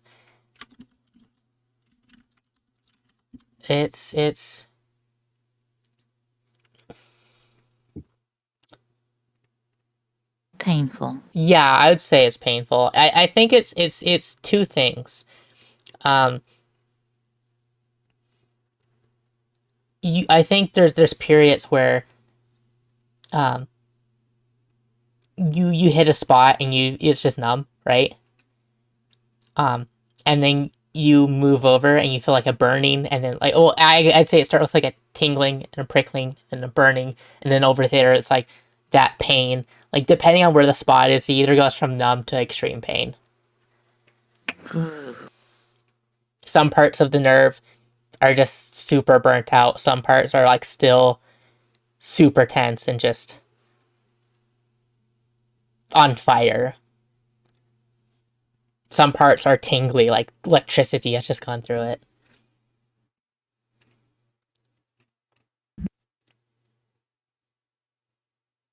Um, I think there's also some parts of your legs that you just have a problem with the positional awareness.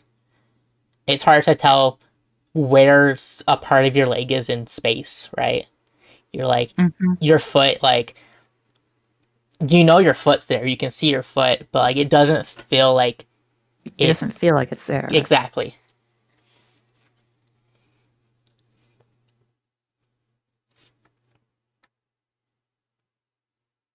Like you can see a blanket on you, you don't feel the blanket on your foot, right? Mm-hmm.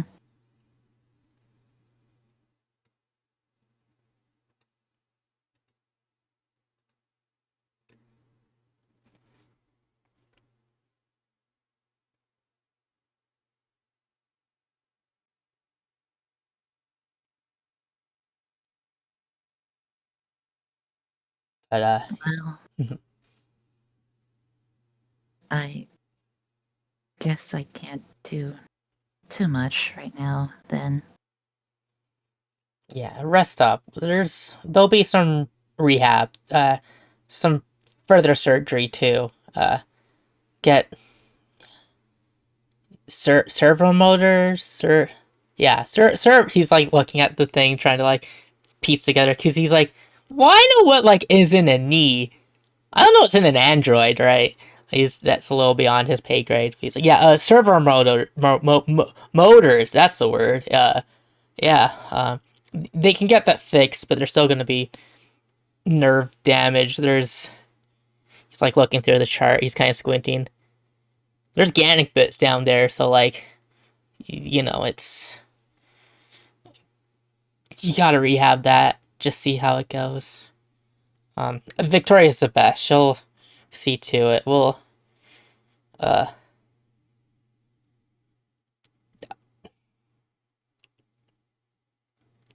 I'm confident you'll walk again. Just,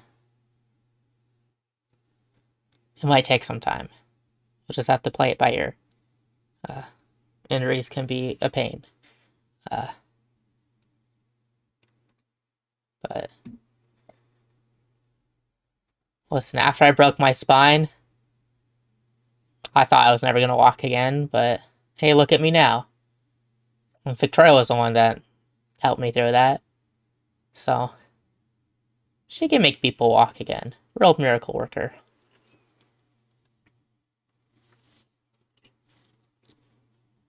Well, considering she took that out of my head, Yeah, she just points to the yeah, you know what. yeah. If you have faith in her ability, then I, too, shall.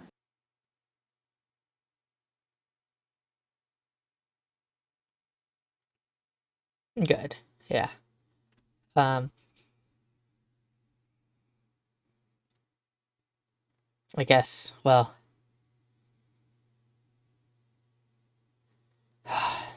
We have a job coming up. But I'm not asking you for it. Um, get some rest. Uh, Victoria has given you the clear. You can still pilot a frame. But don't push yourself.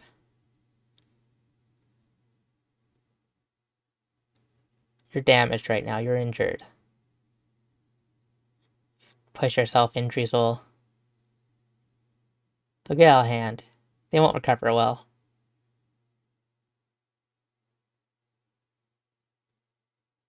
I have heeded Victoria's warnings before. I will continue to do so. Sorry, what was that? I I have heeded Victoria's warnings before, and I shall continue to do so. Perfect.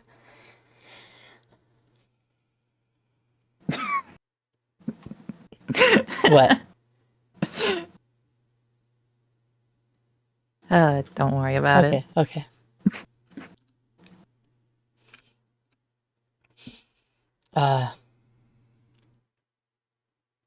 Oh, I see. You're gonna push yourself.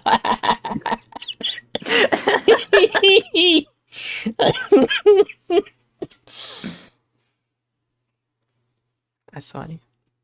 Well, yeah. I mean, your body, and you know what you're going through. So, if you think you're up for a job, you're cleared to fly at least. But again, pushing yourself.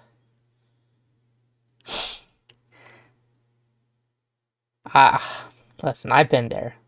I know you want to get back into the action, but sometimes you end up hurting yourself more.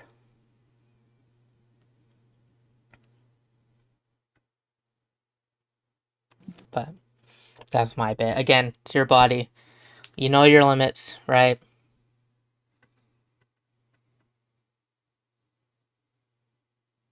What is the ancient Earthian saying? Proverb, maybe? I don't know. You are preaching to the choir. Good one. Okay. Yeah.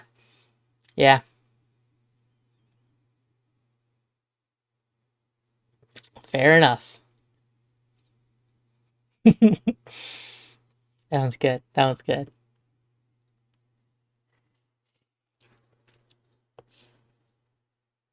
Well, I'll let you have at it. Let you two, continue your talk, or you know.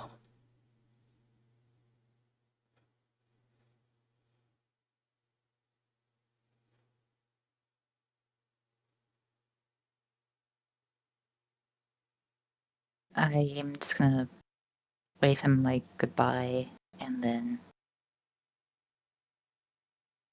look at the water and flowers Galahad got me.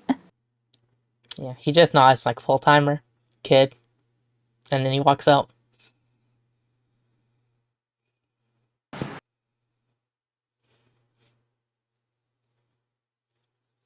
What are these? And she picks up the flowers.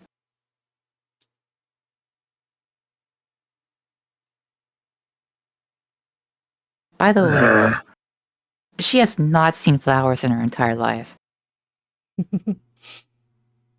Well, if you did, you probably don't remember it. That too. These flowers, they were my late mother's favorite. They are called Cosmos. And my mom always said to bring flowers to those that you hold dear. So I learned They're not real. They're artificial, but I hope the sentiment is felt, at least. I imagine Galahad used the 3D printer to make them. Yeah, he struggled a lot with the settings. He's Oh. having like memory flashes where he's like, "Is this the button? No, no, I can't read."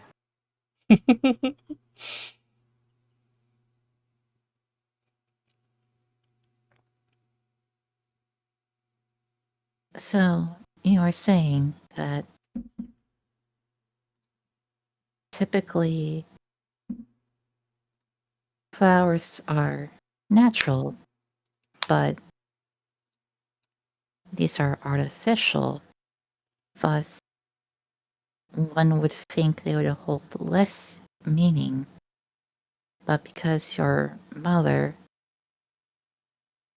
enjoyed them, that elevates said meaning. So, Yes. by proxy, I believe that would imply that, in the sense of, as Dutch was speaking of earlier,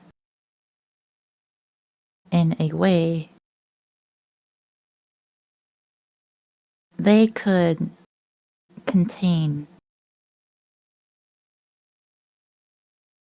probably a part of a soul. You see Galahad turn his head to the flowers, and then he squints at it. Speak, flowers. If you have a soul, wiggle. I fear these are not alive, so they cannot respond. However, it's inanimate, so it's not really alive or dead or in between. It just is. But I believe artists tend to create things that speak to the mind.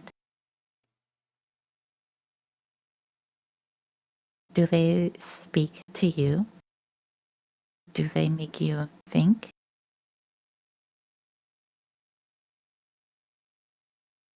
When I look at them, these ones, all I see.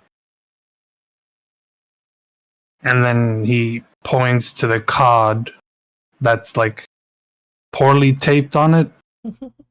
And it has a really crude drawing, like stick figure levels of crude drawing of a metalhead Galahad, and it's like big head mode in games. It's big head mode of Galahad and Althea just like standing there on a really flat, poorly drawn pinball machine. Aww. And Aww. he says, I see us playing pinball, for that was the first memory I have of you in here.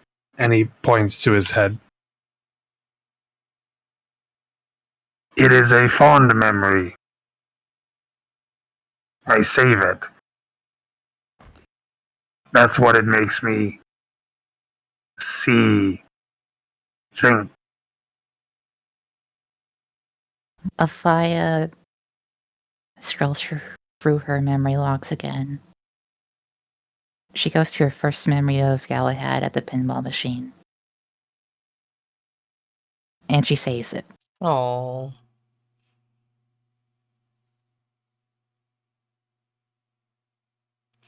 Can you roll me a d20 there, Afia?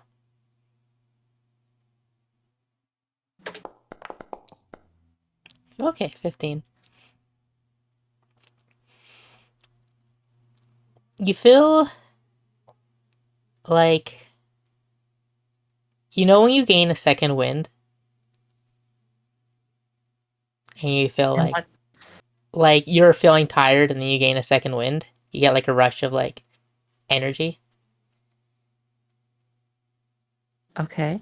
You feel like this memory is kind of like that, but for instead of like physically getting a second wind, it's emotionally giving you a second wind. Clear your stress. Like all of it or just one? All of it. I gotta remember where it is. It's, I think, in narrative. There you are. There we go. There is a lightness and levity, and you feel good, all things considered.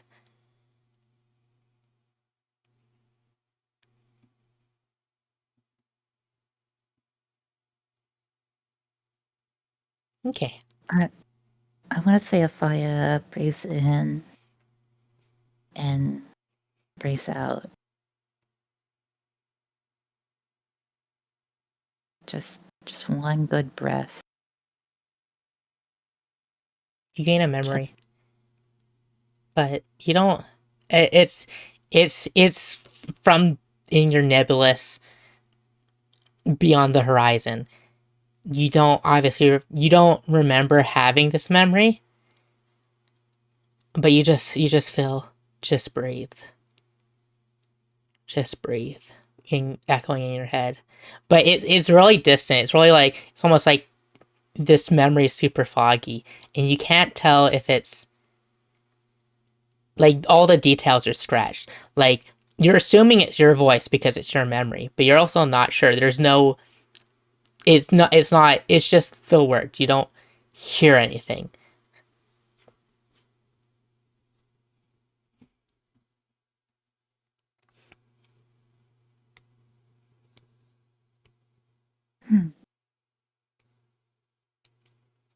Just breathe.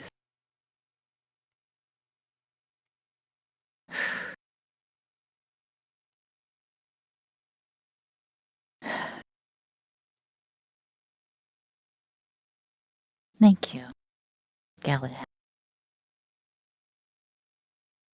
No problem. I'll pay at any time.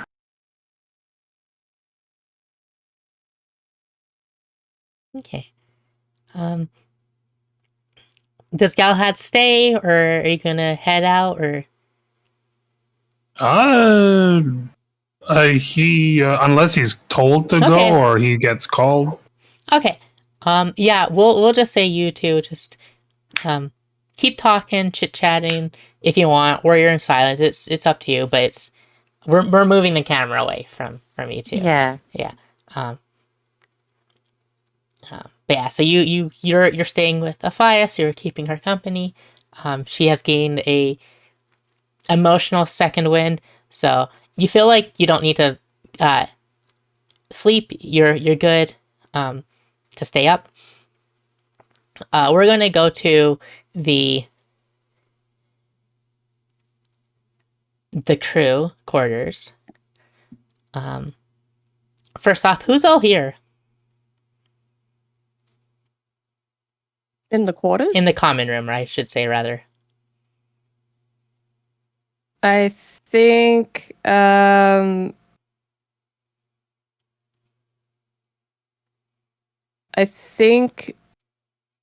Zorn has taken up some of Lucy's responsibilities with Okay. like just the checks Okay.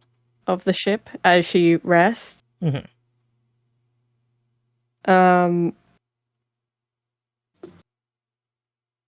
So she's probably with. I think she's not in the common room.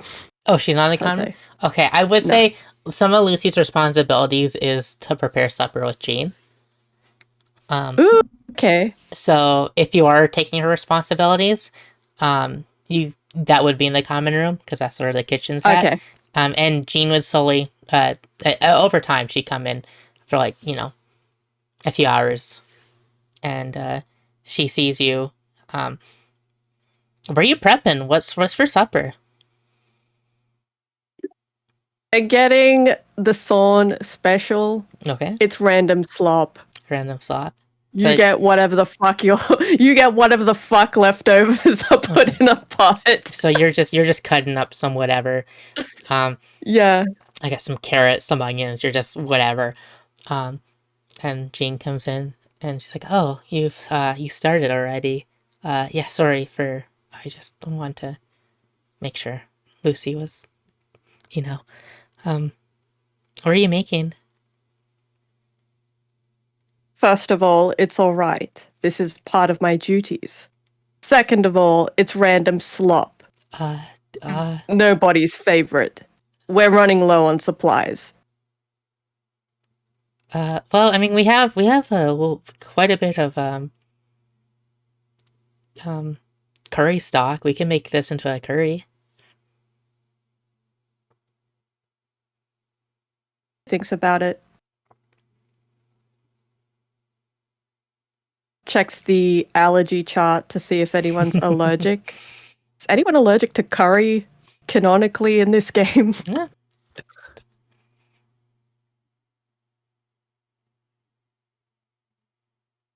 Probably not.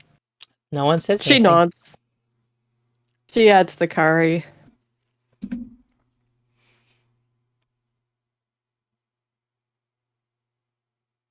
It's a miracle that she didn't die. Yeah. Victoria's damn good. I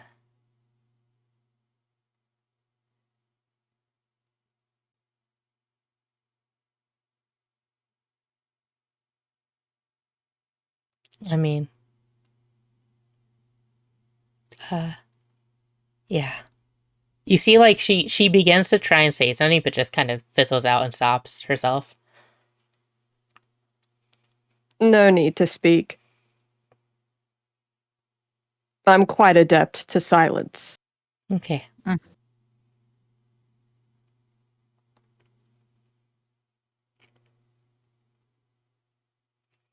We need to roll a d20, add a d6 because you have accuracy.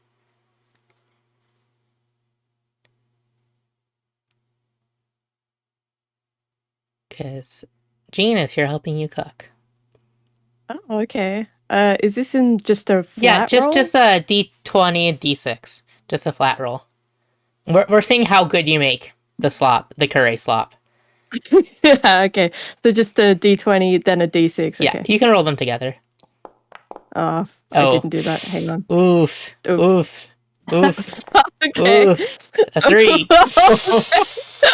Oh, okay. Not Yeah. the best curry. I mean, hey, here's the thing: food's food.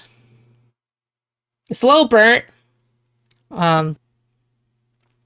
It's a little too seasoned. It's way too seasoned. You. It's like, ooh, ah. But here's the thing: food's food, and supplies are running low. I don't think you have the option to throw this out. It's edible. Burnt seasoning, yes. Jean, like, takes a spoon of it, and she's like, ugh. Mm-hmm. I never said I was a chef. Smokes. I just said that I would do it. Fair. Well, she starts scooping out a bowl into the bowls.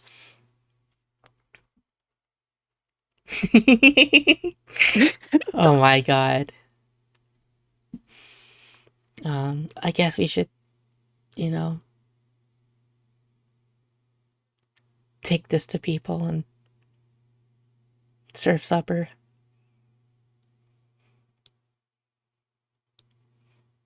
Of Tastes course. like mercury, but that's normal.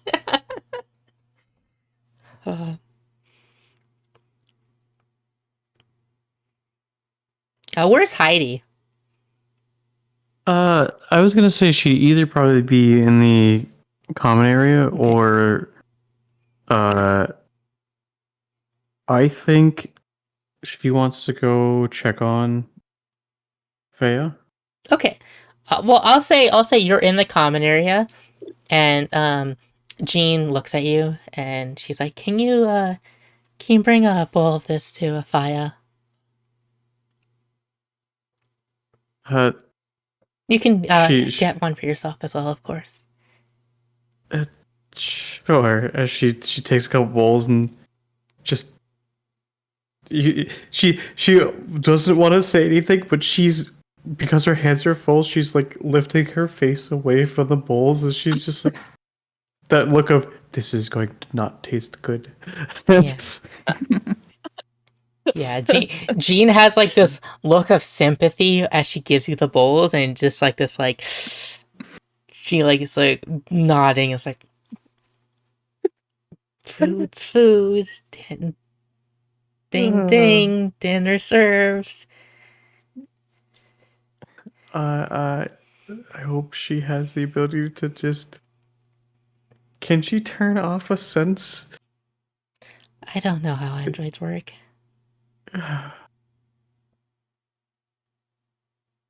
Okay, I'll go drop this off. Okay. Uh, yeah, and so yeah, they go back to serving up to the other people on the ship. So yeah, you head into the med bay. Into the yes. Yes.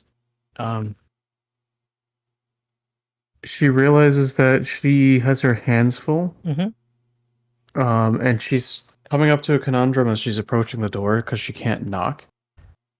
And then as she gets close, one of the cables comes out of her wrist and Oh. goes into the panel on the door. As there's like a chime on the inside of the room, like a chime, almost like a doorbell. Ah. Ding dong. Well, I'm going to assume Afi is the only one in that room now. Yeah, I'd say um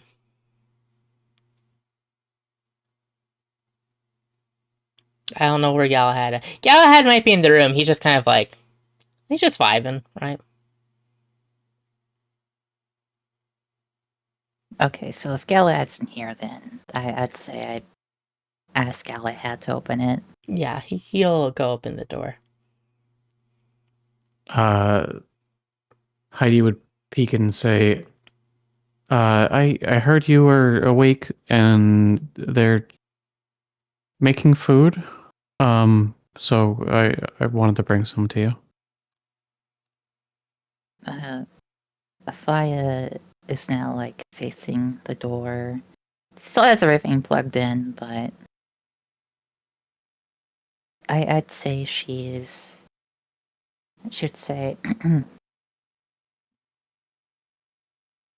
greetings, Heidi. Come in.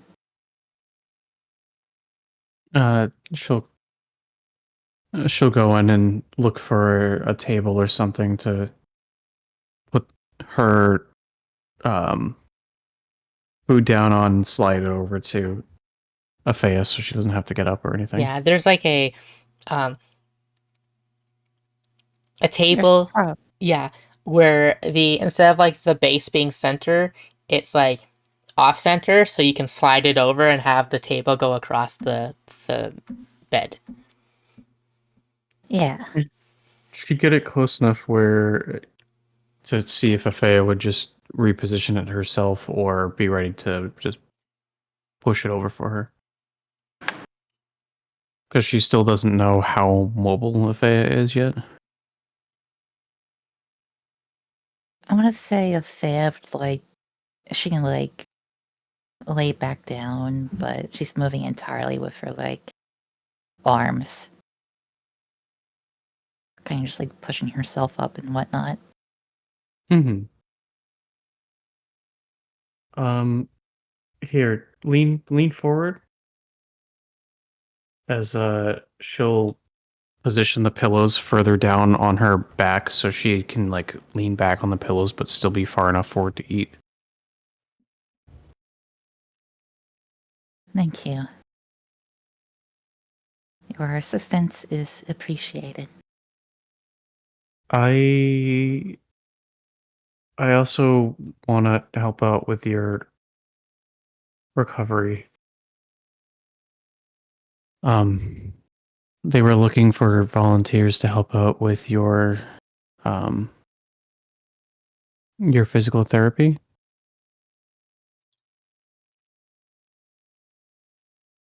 You say this, and Matthias' neck cranes a little bit to the side.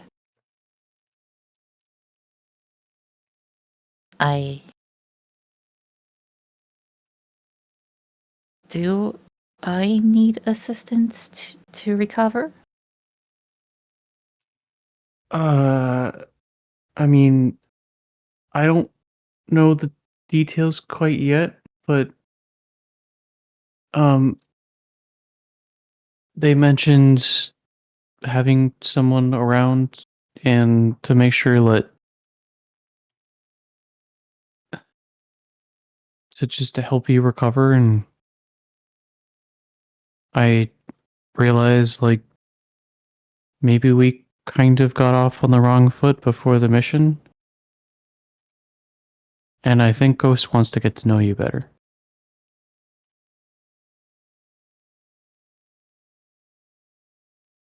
It takes her like a second, but Aphaya is looking up, recollecting everything that happened. And she just nods. I apologize if my behavior was off putting. That is just simply how I operate, per se.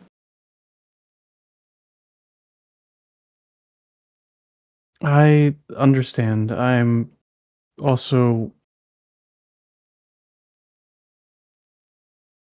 I don't know how much you know. About what? I'm me.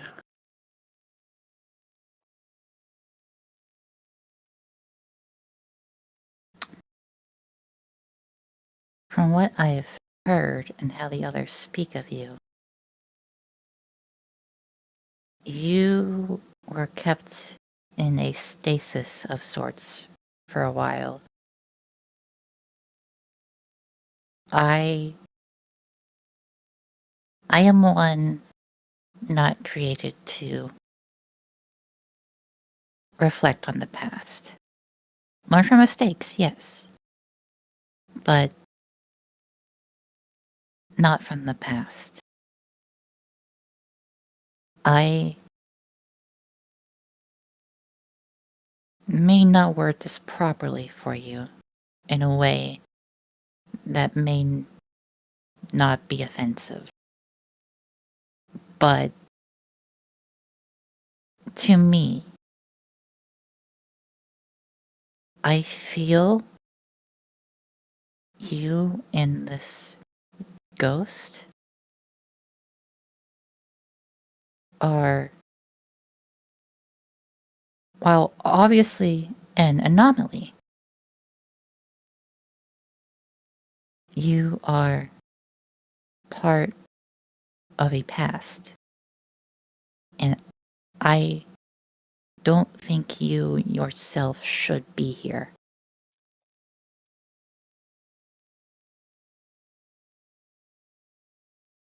By the way, welcome back, Cypher. We said that Galahad is probably in the room here too. Okay. Uh, That is how not to discredit Ghost's effectiveness in combat, however. you mean I don't belong in this time? Correct.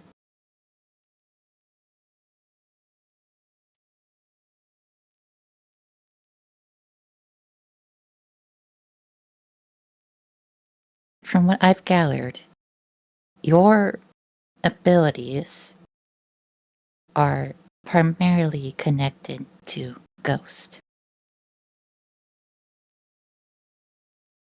Every Out- time I sit in the seat of the frame, I don't remember what happens after.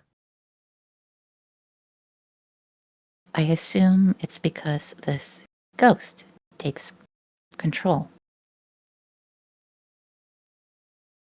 That's what I'm gathering. How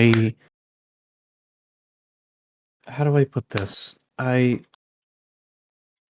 have memories, but I don't remember.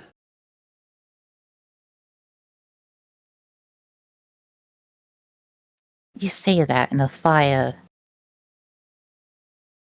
blinks. Memories, but you don't remember. It's like the memories don't belong to me, but they're in my head. Behind a glass wall. I You know they're there, but you cannot look at them. I can look at mine, but It's like a separate folder in a hard drive, but one that is blocked from access. I can access it. I can see it, but it's like it's not my eyes. But it is. Cuz if I look around in the memories or look down, I see my hands, but it doesn't feel like me.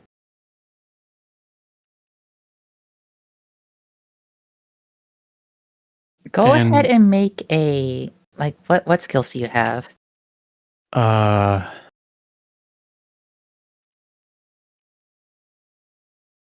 I know you have hack, but like what about do you have anything social? Or like charm, hacker fix, investigate, word on the street. I say investigate is close enough to insight. Roll that. Ooh, 3. You pick up nothing. Mhm. I figured I'd at least have you try. Mhm. Yeah, you pick up nothing there. Um. Hmm. Earlier I was talking with some of the others and I didn't realize it, but Ghost has a way of communicating externally without taking over, if that makes sense.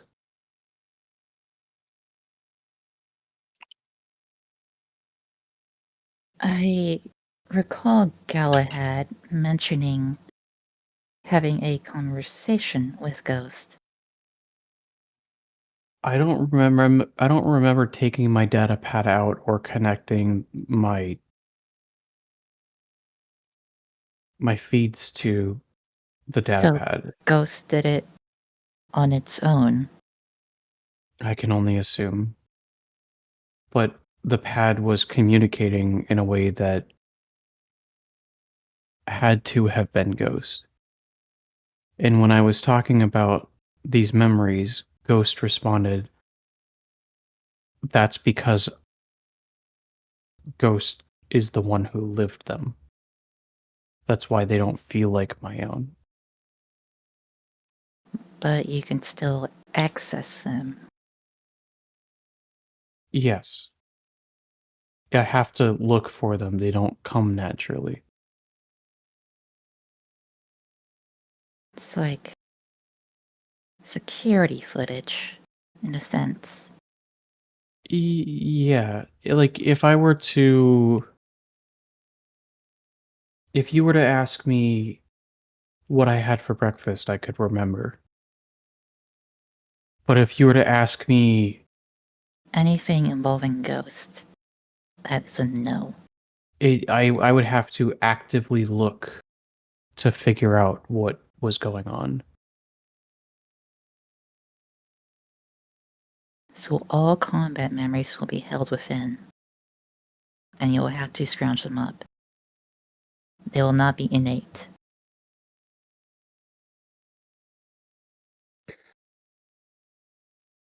Do you know Is that correct? Do you know how disorienting it is to not be able to control your own body?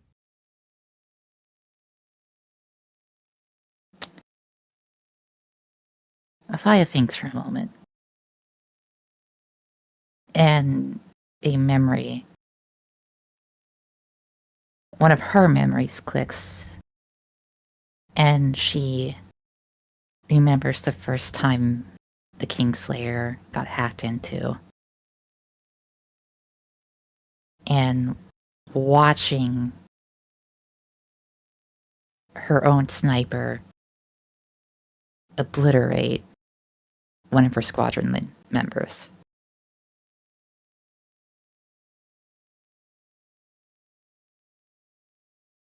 In a sense, I have a sliver of a faded memory, and I think it had to do with the raw emotion of what was happening. I couldn't tell you what was going on. Just in 1 second, I was vaguely aware of something had happened to you, which I know now what happened, but then there was a screaming. And then the next thing that flashes to mind is claws ripping through metal.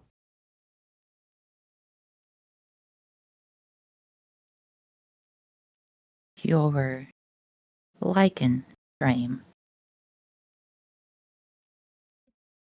Uh, Maybe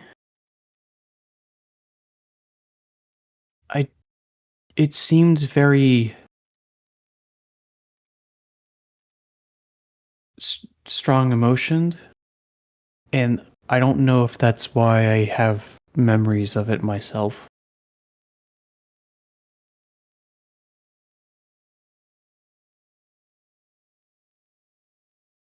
Afaya sits and ponders.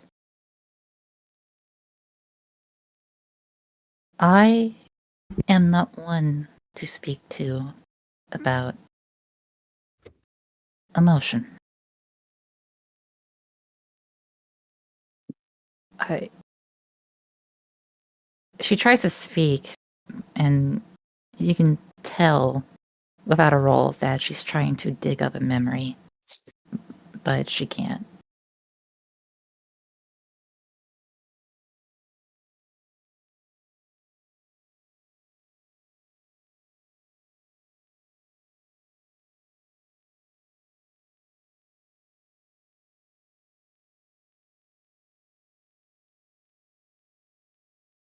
It's okay. We're going to have time to get to know each other better. I've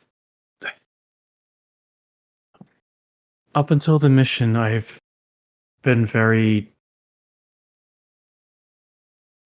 separated from the crew because I've been trying to figure out what's happened since my time. And I found out that while, yes, learning is important, I care more about here and now than what's happened. And I think Ghost agrees because Ghost didn't let me take control right away after everything. They tried to figure out. They tried to look for information once we made it back.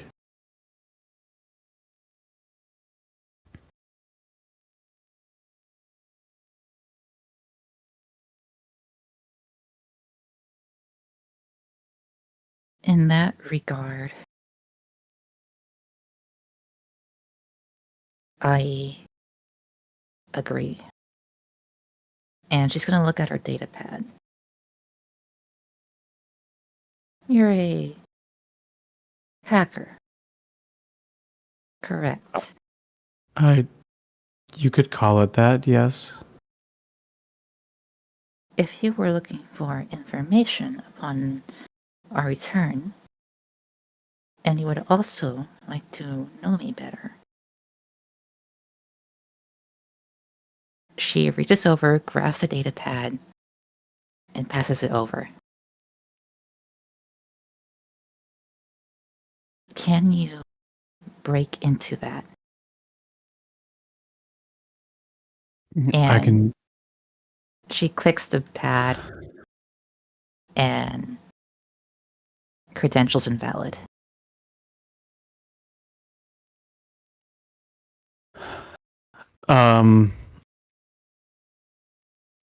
With the thoughts and everything that are happening through her brain, for the first time, she's going to. Oh, wait a minute. My stress didn't save from last time.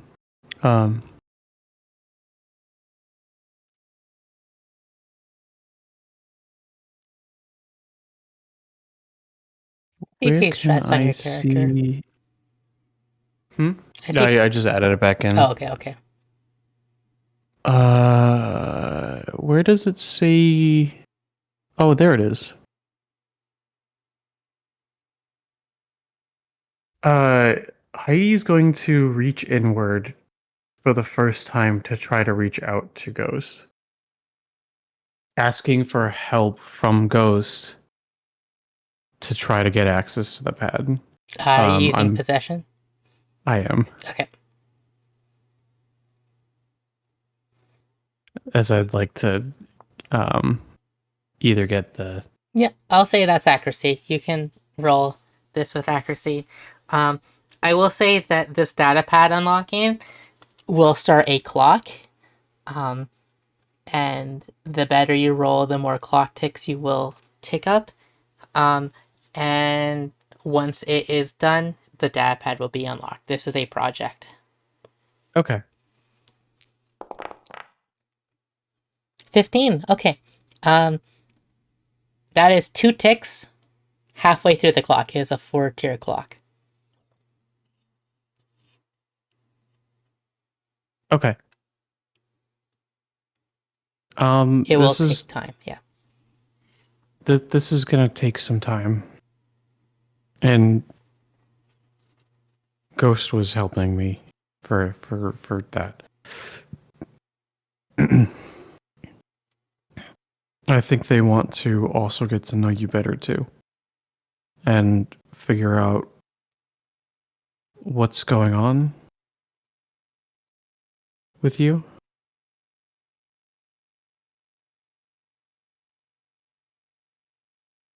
Ghost seems to be a powerful ally.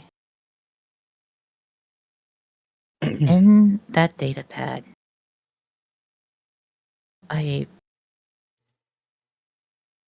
as far as I know, I have always had it.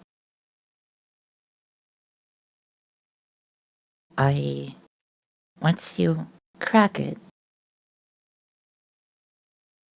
I would like it returned to me. Once I crack it, you'll be the first to know. That said, whatever is in there none of it is personal enough to me anymore to keep secret. You are free to glean anything you can find.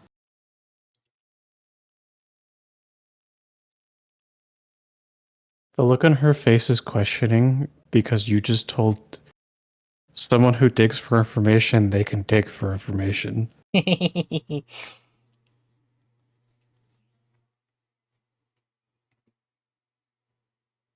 Is that settled? Yeah, I would love to help. And also, I will be as upfront as I can about me as well as I figure things out with. As she kind of taps her head.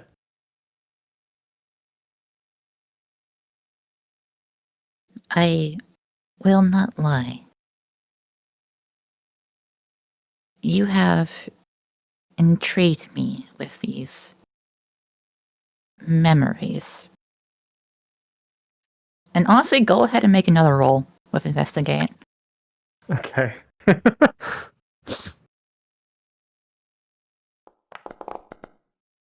7? No, that's a fail. No. Hey, you got nothing. She's too stoic. It's hard to read her.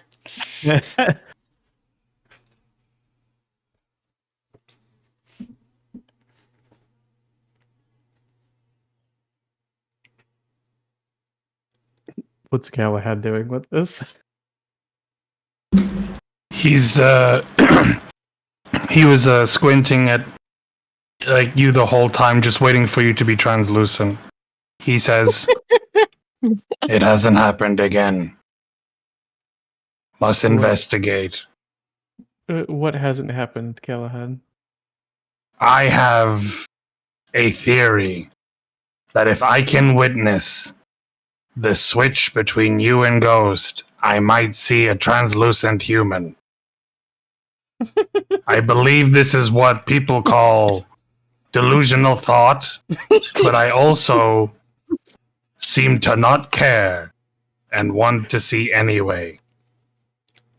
I don't understand this feeling, but it is amusing. Ha ha. Ha. Don't change. I cannot change. Not unless you change my circuits, my memory core, my data storage. Everything has the ability to change. As long as one can learn and adapt, one can indeed change. That is true. Do you eat, Galahad? No.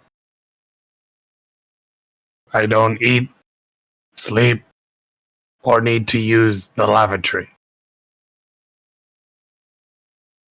By the way, as this entire conversation stuff has been going on, I want to say, like, in between, like, speech patterns and whatnot, Afai has been eating the curry. That's terrible.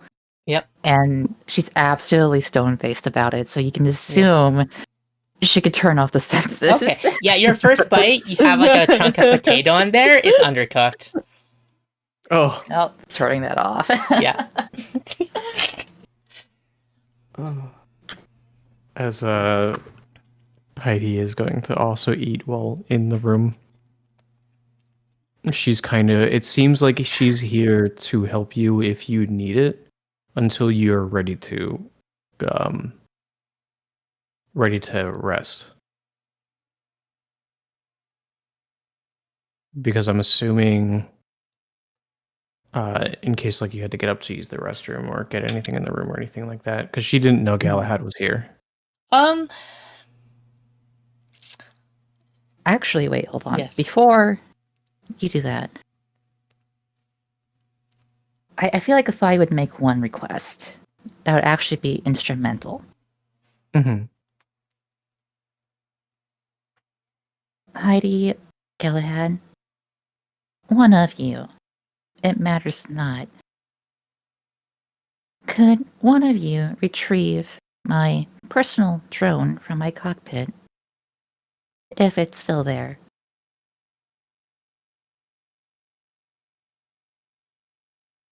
If I can't, if neither of you are around or anyone, I will need something to retrieve items in places that I cannot easily reach.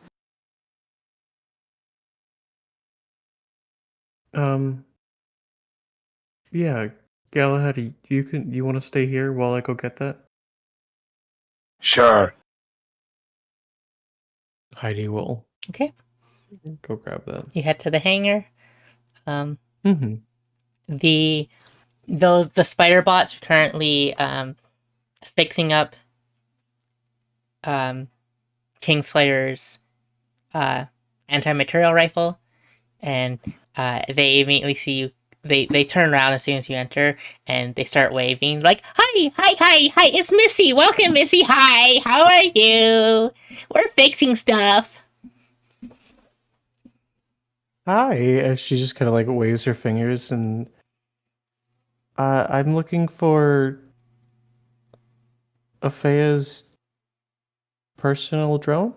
Oh, yes, yes, yes! And there's like three of them all, whatnot. It's over there. We had to remove it because we had to fix the Kingslayer. I appreciate that. Is sudden intervention okay? Yes, yes! In tip-top shape. I appreciate that. They took a beating in this last fight. Well, we love to fix. We love to help. Yes. Fixing is fun! And one kind of claps their spider hands together.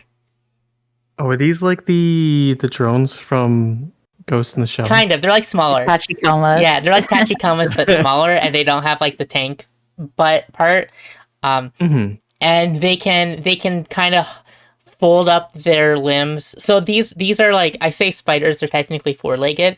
They can fold up their, well, they have two underarms that are like more manipulators for like fixing and like welding and other stuff like that. But they can fold up their limbs and go into like a hover mode. Okay. So they can be like a little like a saucer shape one, and they're manipulators, so they can like kind of hover up to the frames, or they can be legged and be on the ground. Is there one like on the ground near me? Yeah. As they're talking? Yeah. She'd walk over and like pat it on where she thinks the head is. Yeah, there is a visible head. Okay, yeah. She patted on the head. It turns to you. It kind of blinks twice and says, "Aw, Missy is sweet. Yeah, Missy's nice. Pet me, pet me. I want to get pet." And one's kind of like hovers down, and then one turns to the one that's hovering down. We gotta fix them. We gotta fix the King's Slayer. Oh, can I have pet first? Well, I want a pet first. So they all like collaborate towards you. She'll give them all a quick pet, and she goes, we can when things are slower, I'll give more head pats and come spend time with you. A lot of them. I need to get this over to Afea. Okay. The ones that are in ground mode go up on their back two legs, and they're kind of like waving with their front legs. Oh, they're so cute. I do gotta mute for a little bit though. Okay, yeah, no worries. Okay, you bring the drone back.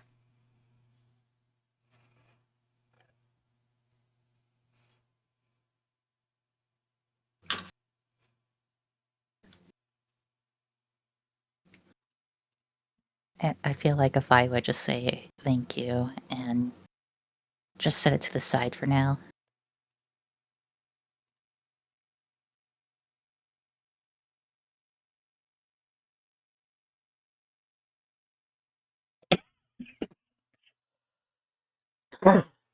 Okay.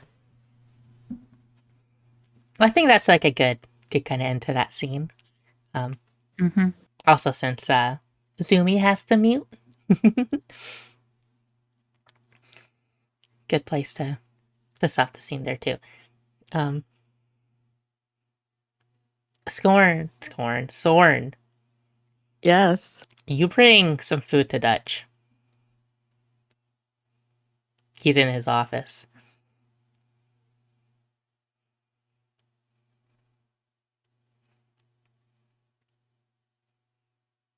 I'm not a chef. Yeah. Enjoy. Okay, let's see how bad it is. Well, Ugh. somehow this is both underseasoned and overseasoned. Each bite's a little mystery of flavor. It's not the worst I've had. It has flavor, just sometimes it's too much, but it has it. The potatoes though are undercooked. I will say I'm probably not going to finish them. Fine, more for me. Food is food, Yeah. and food is fuel. Yeah. You like take some potatoes and scoops into your bowl. Carrots are good though. Misspoke. Ooh. Well. Whatever.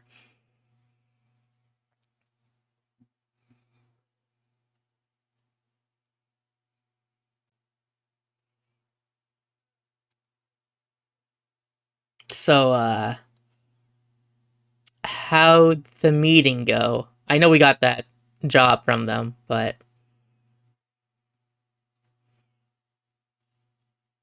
You know, I was going to chew your ear off about this, but yeah. the circumstances seem a bit dire. Well, Don't want to add too much gasoline to the raging fire of stress that you have. no, hit me with it. I can take it.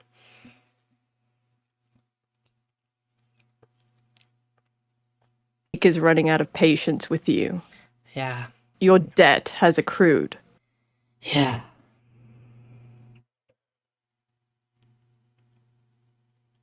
About time you pay it off. I know. Preach. I know. How about this? I mean, it'll be, even if we're going as fast as we can in a straight line to Kenjer 3, there's still some spots on the way. Maybe we could do some op jobs here and there while we're docked and stocking up on fuel. We could maybe pay him back that way. I don't like having a debt over my head. He still holds the war against you, in a way. Yeah. I don't know. I'm not him. I don't want to make assumptions, but he had a lot of potential. He was a bright and up and comer. He got injured. He had to get taken out of the war. Stalled his military career. I mean, you see where he's ended up.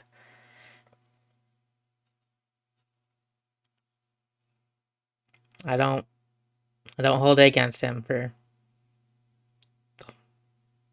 I guess, being bitter about it.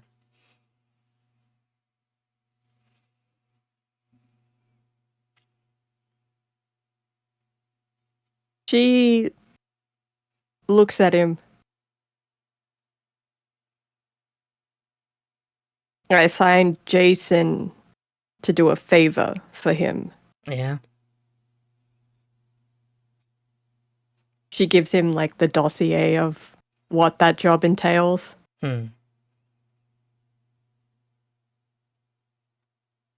Well, looks like we should prep for it and make sure we can do our best that Jason can accomplish his job to the best of his ability.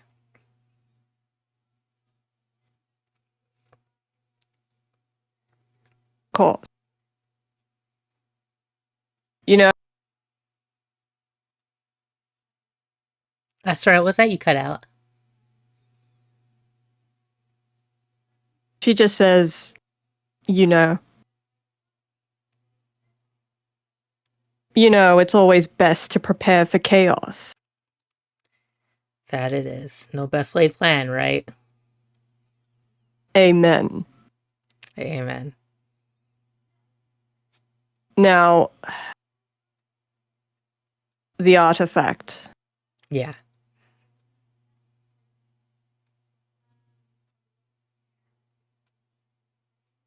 What is it exactly? It's... The nature will have to ask Niana. But as far as I understand, it's some sort of holy relic? Something to do with their religion. I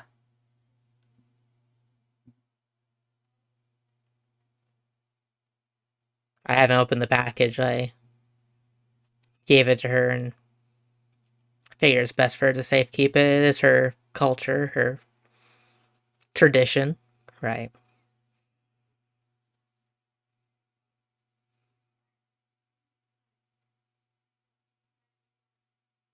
She clenches her fist.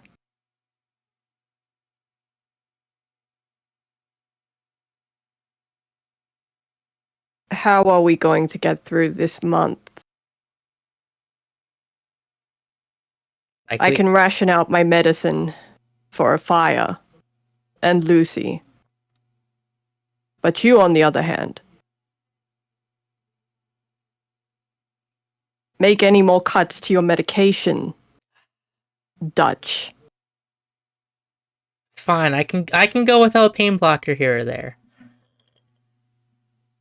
Not that one. Okay. The new one you were prescribed. The bitter one? Yes, the bitter one. That's essential. This is why I don't like prosthetics, by the way. Have to Yes, have I know. immunosuppressors so your body doesn't reject it. Bad I was a enough. fool Yeah. to install this shit into my arm. Well, you need it for what you gotta do. Huh. However, you need to take that. Yeah, I know. It's for my spine. No. I know. I need a spine. I have to have the artificial spine. It's just... I don't like it. It doesn't feel... I don't know. Maybe I'll never feel like it's part of me. It feels like it's just something I'm wearing. It's uncomfortable.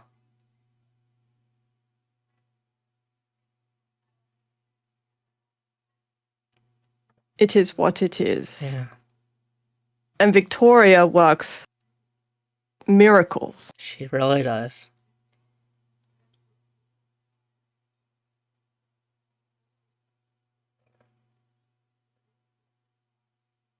You know what? Hey, You know what? I have an idea. what? I have an idea. We're going through pirate space. A lot of people like to cut their way through there. Try to fast track some things. Why don't we raid a Imperial... an Imperial transport. Get some of those good drugs.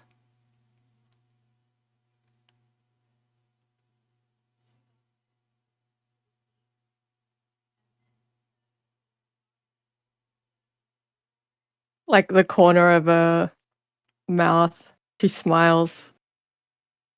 She knows the difference between imperial drugs and the trash we're taking now.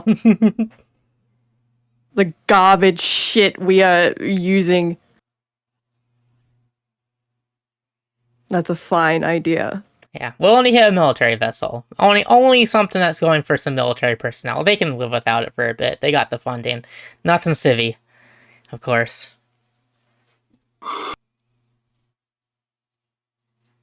Now,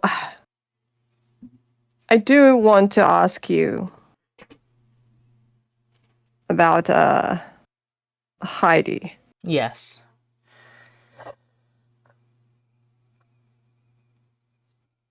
She mentioned that she's experiencing amnesia. It's complicated. Well, I mean, I've told you. Yes. Turned her brain into a casket. Got an NHP living in there.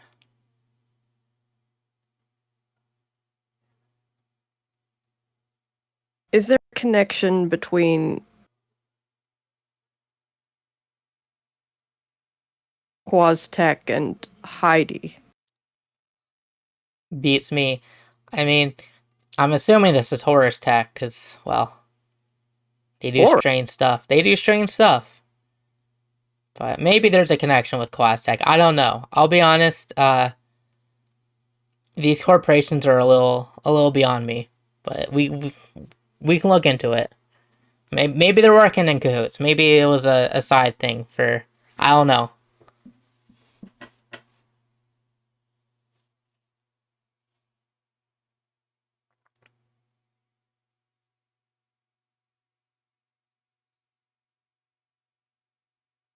I'm just concerned, I know you are. is all. I understand. It's fair. But she is highly capable. Yeah, that she is. Well, that and Ghost, they're both. They make a pair. The the reporter has a good eye on her, and well, Ghost has a good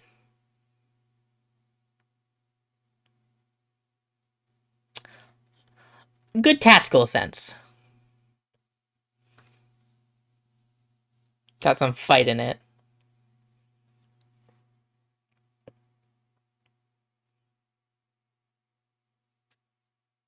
Do you know what a soul is? Oh, hey, this is my territory. I mean, I could wax poetic about that for a while. She chuckles.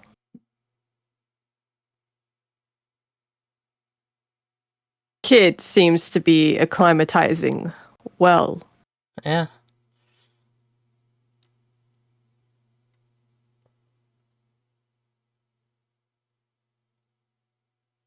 That he is. I'm glad. It's I thought he was an HP when we picked him up, but I don't know. I think he might be something unique. I mean, I guess technically, by the broad definition, he's an NHP, but like not in the classic sense. We don't have to worry about cascading or anything, I don't think.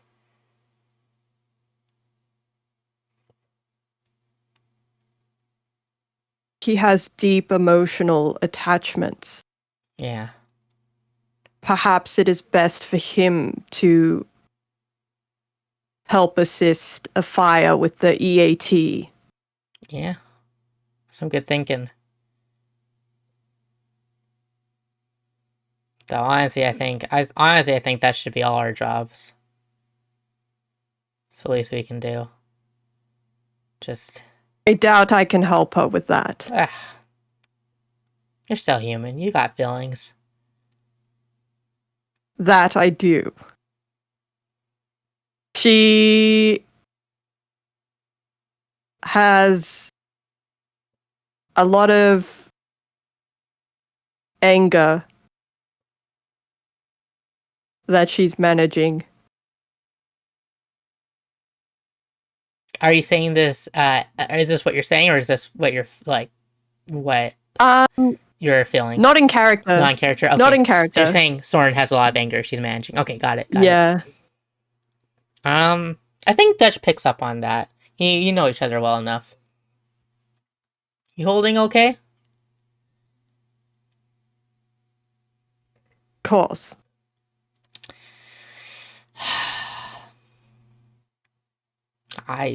Listen,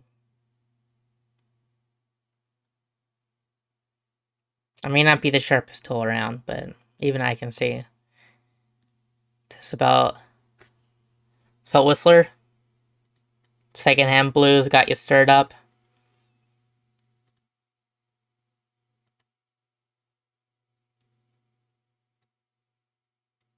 Connection.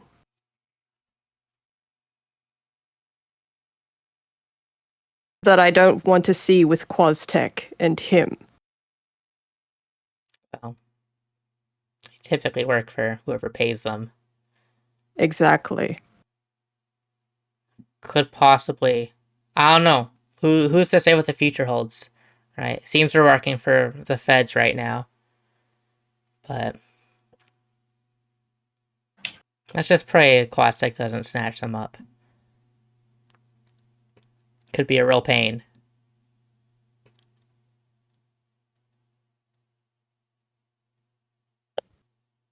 She just like moves her shoulder as she says that. The robotic one? Yeah, the robotic one.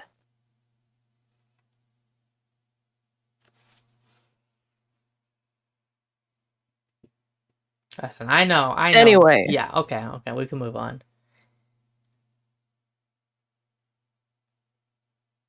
Victoria and Lucy, how are they holding up? Well, Victoria seems to be sleeping. I went into my quarters to grab some paperwork, and she was passed out. Gonna have to clean the bath. There's a lot of flower petals around. Nah. I'll deal with that later. Lucy's a little shaken up. I think she'll, especially once. I mean, I've been hearing the crew, and I checked in on Faya. She seems to be, she's up. I think Lucy will be right as rain. I think she just needs some time. You know, she's never done surgery. She was there in the thick of it, making sure. I mean, Afaya's brain was in her hands essentially. She was making sure those brainwaves were ticking on.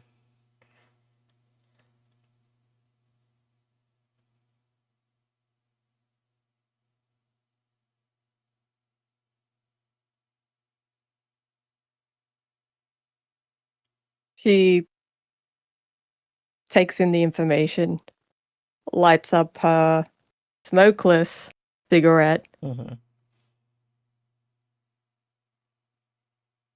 looks at Dutch, and she grabs her lighter. And she's like, need a light. And flicks the lighter for him to put his cigarette in to light his. Okay, yeah, he lights up a cigarette too.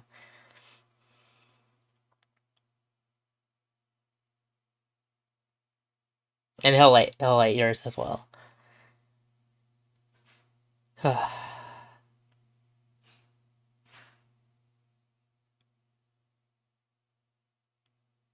Think we're managing okay? All things considered.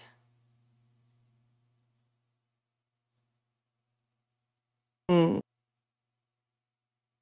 I mean, the crew isn't dead. Yeah.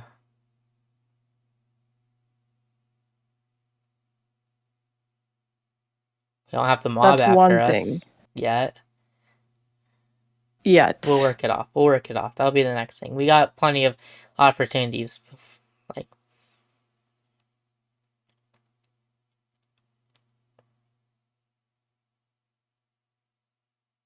She is remembering the balance sheet. Well, we have 1 month yeah. worth of savings left. Mm-hmm. So these other jobs need to hit good. Mm-hmm. I mean, Otherwise, yeah. I mean, this current job, like, it'll pay out. Just gotta get there. They may be in the backwaters, but they're rich. Which, you know, kind of shocking how a bunch of witches out in the middle of the Outer Rim just trash both the Feds and the Empire. But hey, make some money.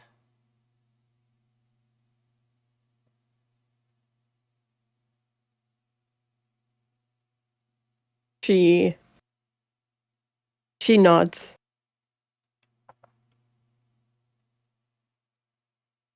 I think like one of her alarms goes off. Beep beep beep beep beep beep beep beep. Ugh. She's Hey. starting to get like the trembles. She's got to get the Yeah. medicine. Hey, you got rid of the cat sound. That wasn't me. That Oh. was Heidi. Oh. Knew a pro hacker could do it.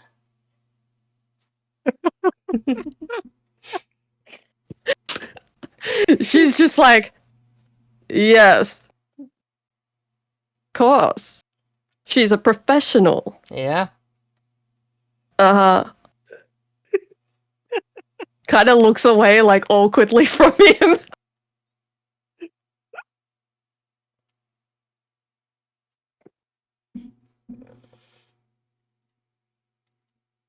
Give me a second. When was the last time that Victoria ate?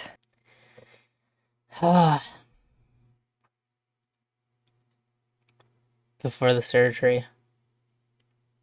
I'll And I'll needs make to sure. eat. I'll make sure she gets food. I'll make sure she gets food. She's sleeping right now. I'll check in on her. Sighs.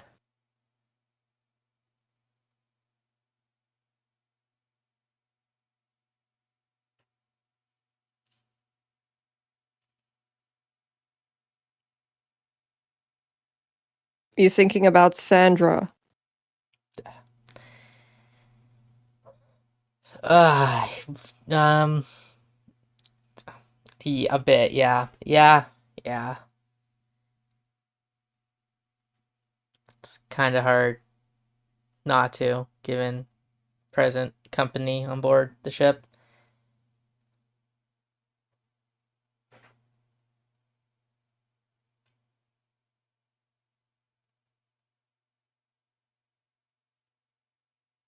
She just takes that in. But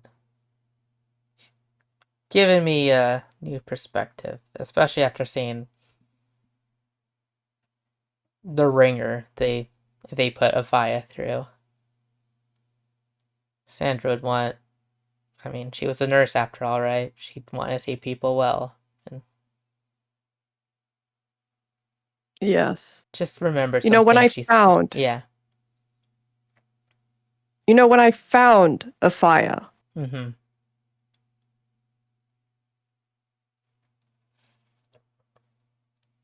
I couldn't believe the wreckage. You know, I fought my fair share of wars, but this just surprised me in a way. Yeah. Secondhand blues doesn't mess around. They sure don't. So, it's. I don't know. I. They're sending a message. Her frame was in pristine condition besides the lockout. But her squad. Ugh.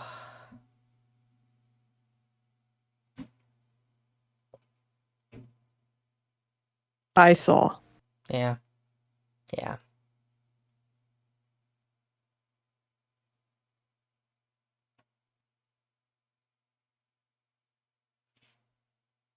Question as a player. Yeah. Did they have their mind spikes detonated, or were they just No, like they're just killed. They're just straight up broken? killed They by were the just second killed. hand Yeah. blues. Second hand blues just like took them to town.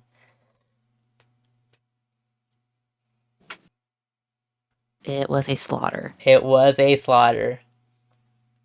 Yeah.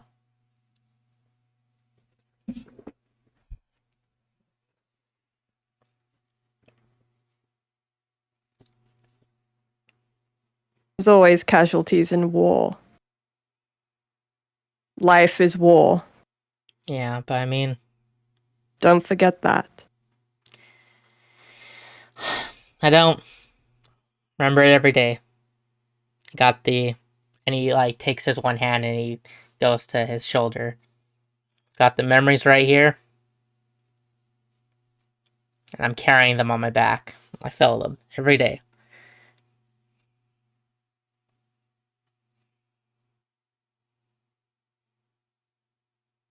She just looks at his missing arm.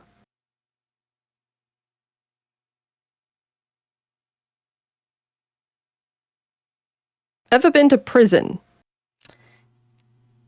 Can't say I have.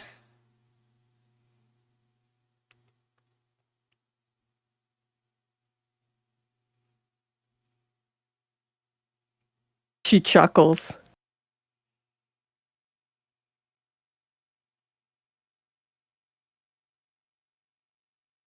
You got some stories from the slammer? Yes, I do. I was put in isolation for I don't know how long. Started going blind.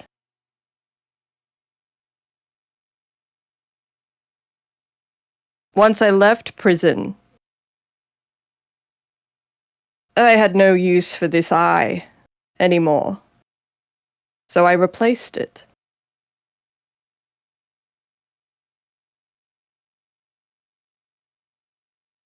Are you talking It's about? hard to replace. It's hard to replace things that don't work in your mind, however.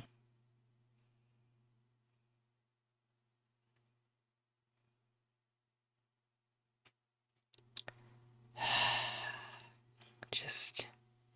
You've got a mind spike of your own, Ugh. Dutch, ready to detonate.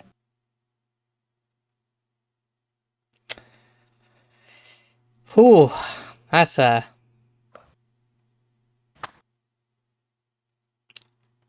That's, yeah. Yeah.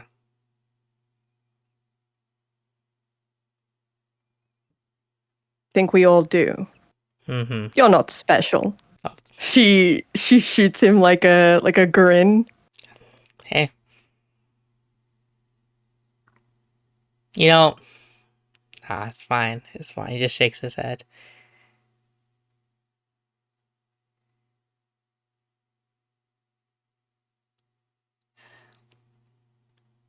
Not special, and yet, at the same time, we're all special in the eyes of the Lord.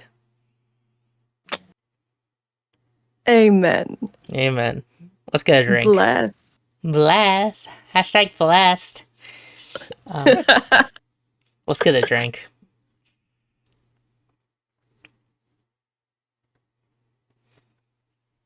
Yes. Getting a bit parched.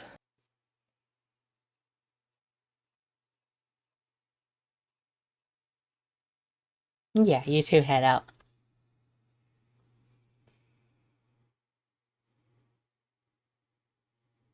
Okay, I actually, unless anyone else has any scenes they really want to like get at.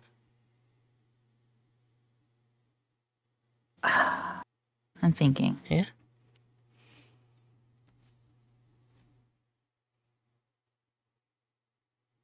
I don't think Afia would have any more scenes until like the next day, Okay. at least. Okay. Heidi, like I said, Heidi was gonna probably spend a good portion of her day around, Afia until she's Mhm. recovered. Mhm.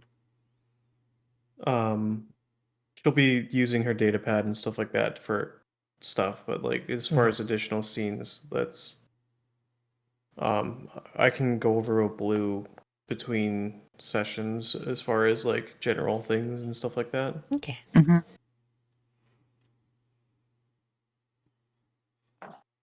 And what about I'm good. you're good? What for Galahad?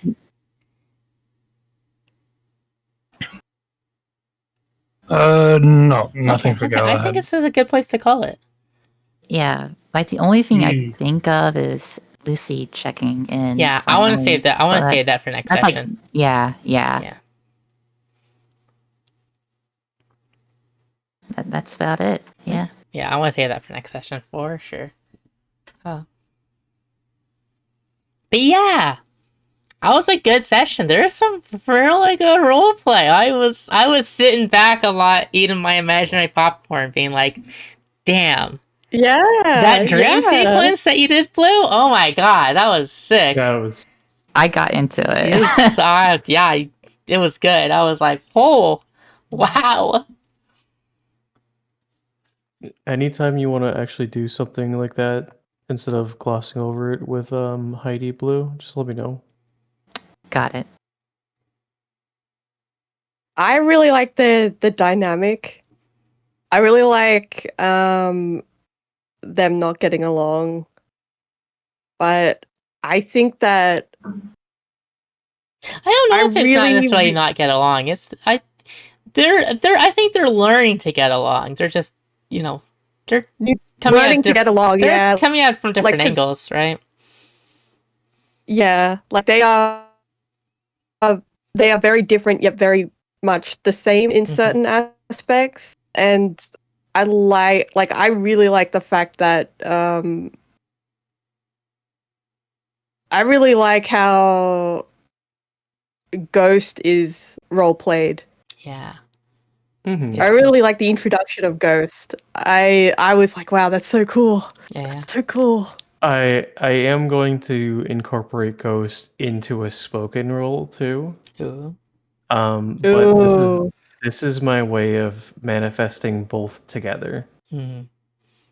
Awesome. Ghost is still developing right now, so limited capacity in what they can do. It's going to come with time. Mm-hmm. Yeah. I think when you get an experimental AI in your brain, it's let's go learn how to do stuff. I also will say, because I don't know how much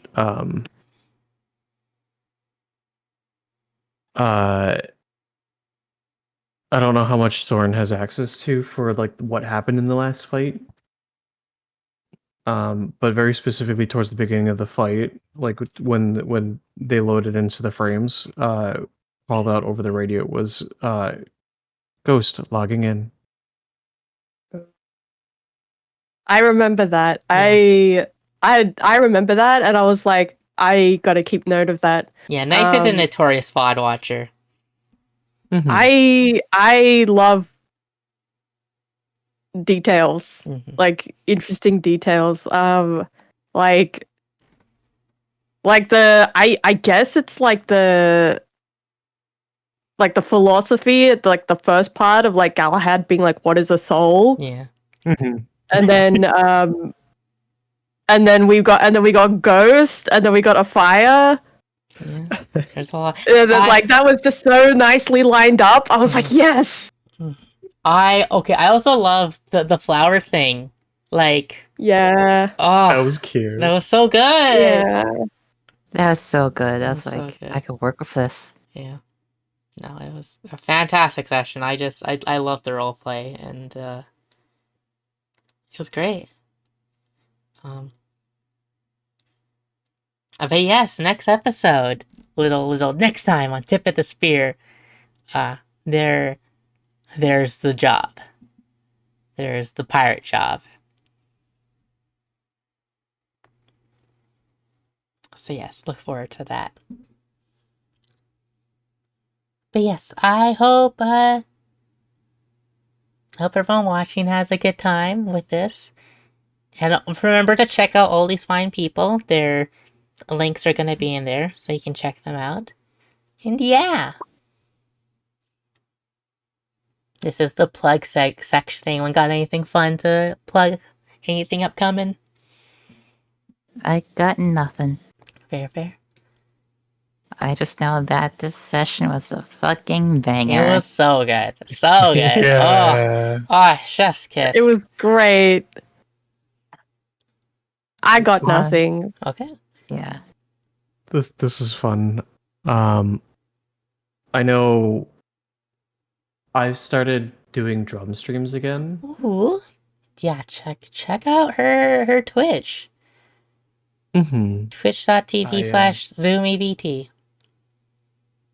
I'm still working on fixing a couple stuff, but I'm now going to be making drum streams a weekly thing. Ooh, fun. We're back. We're back. We're back, bitches. It'll be at least one a week. Hell yeah. Funny enough, it's going to be not right before, but before Lancer. Oh, on Saturdays? I'm going to do an earlier stream block for Okay, drums Okay. and then take a break And then- between when I end stream and Lancer Yeah, gets started. Yeah. So yeah, check that on Saturdays. I know Lancer probably gets uploaded on Mondays or something. But Saturdays, check it out. Check it out for Zoomies channel, because I think that is neato. Yes, and then Cypher, do you have anything fun to plug? Yeah, no. Okay. Well, yeah. Yeah, check out Zoomies drum streams. That sounds like a lot of fun. Let's go. Yeah! Okay. Bye-bye! Bye. Bye and farewell.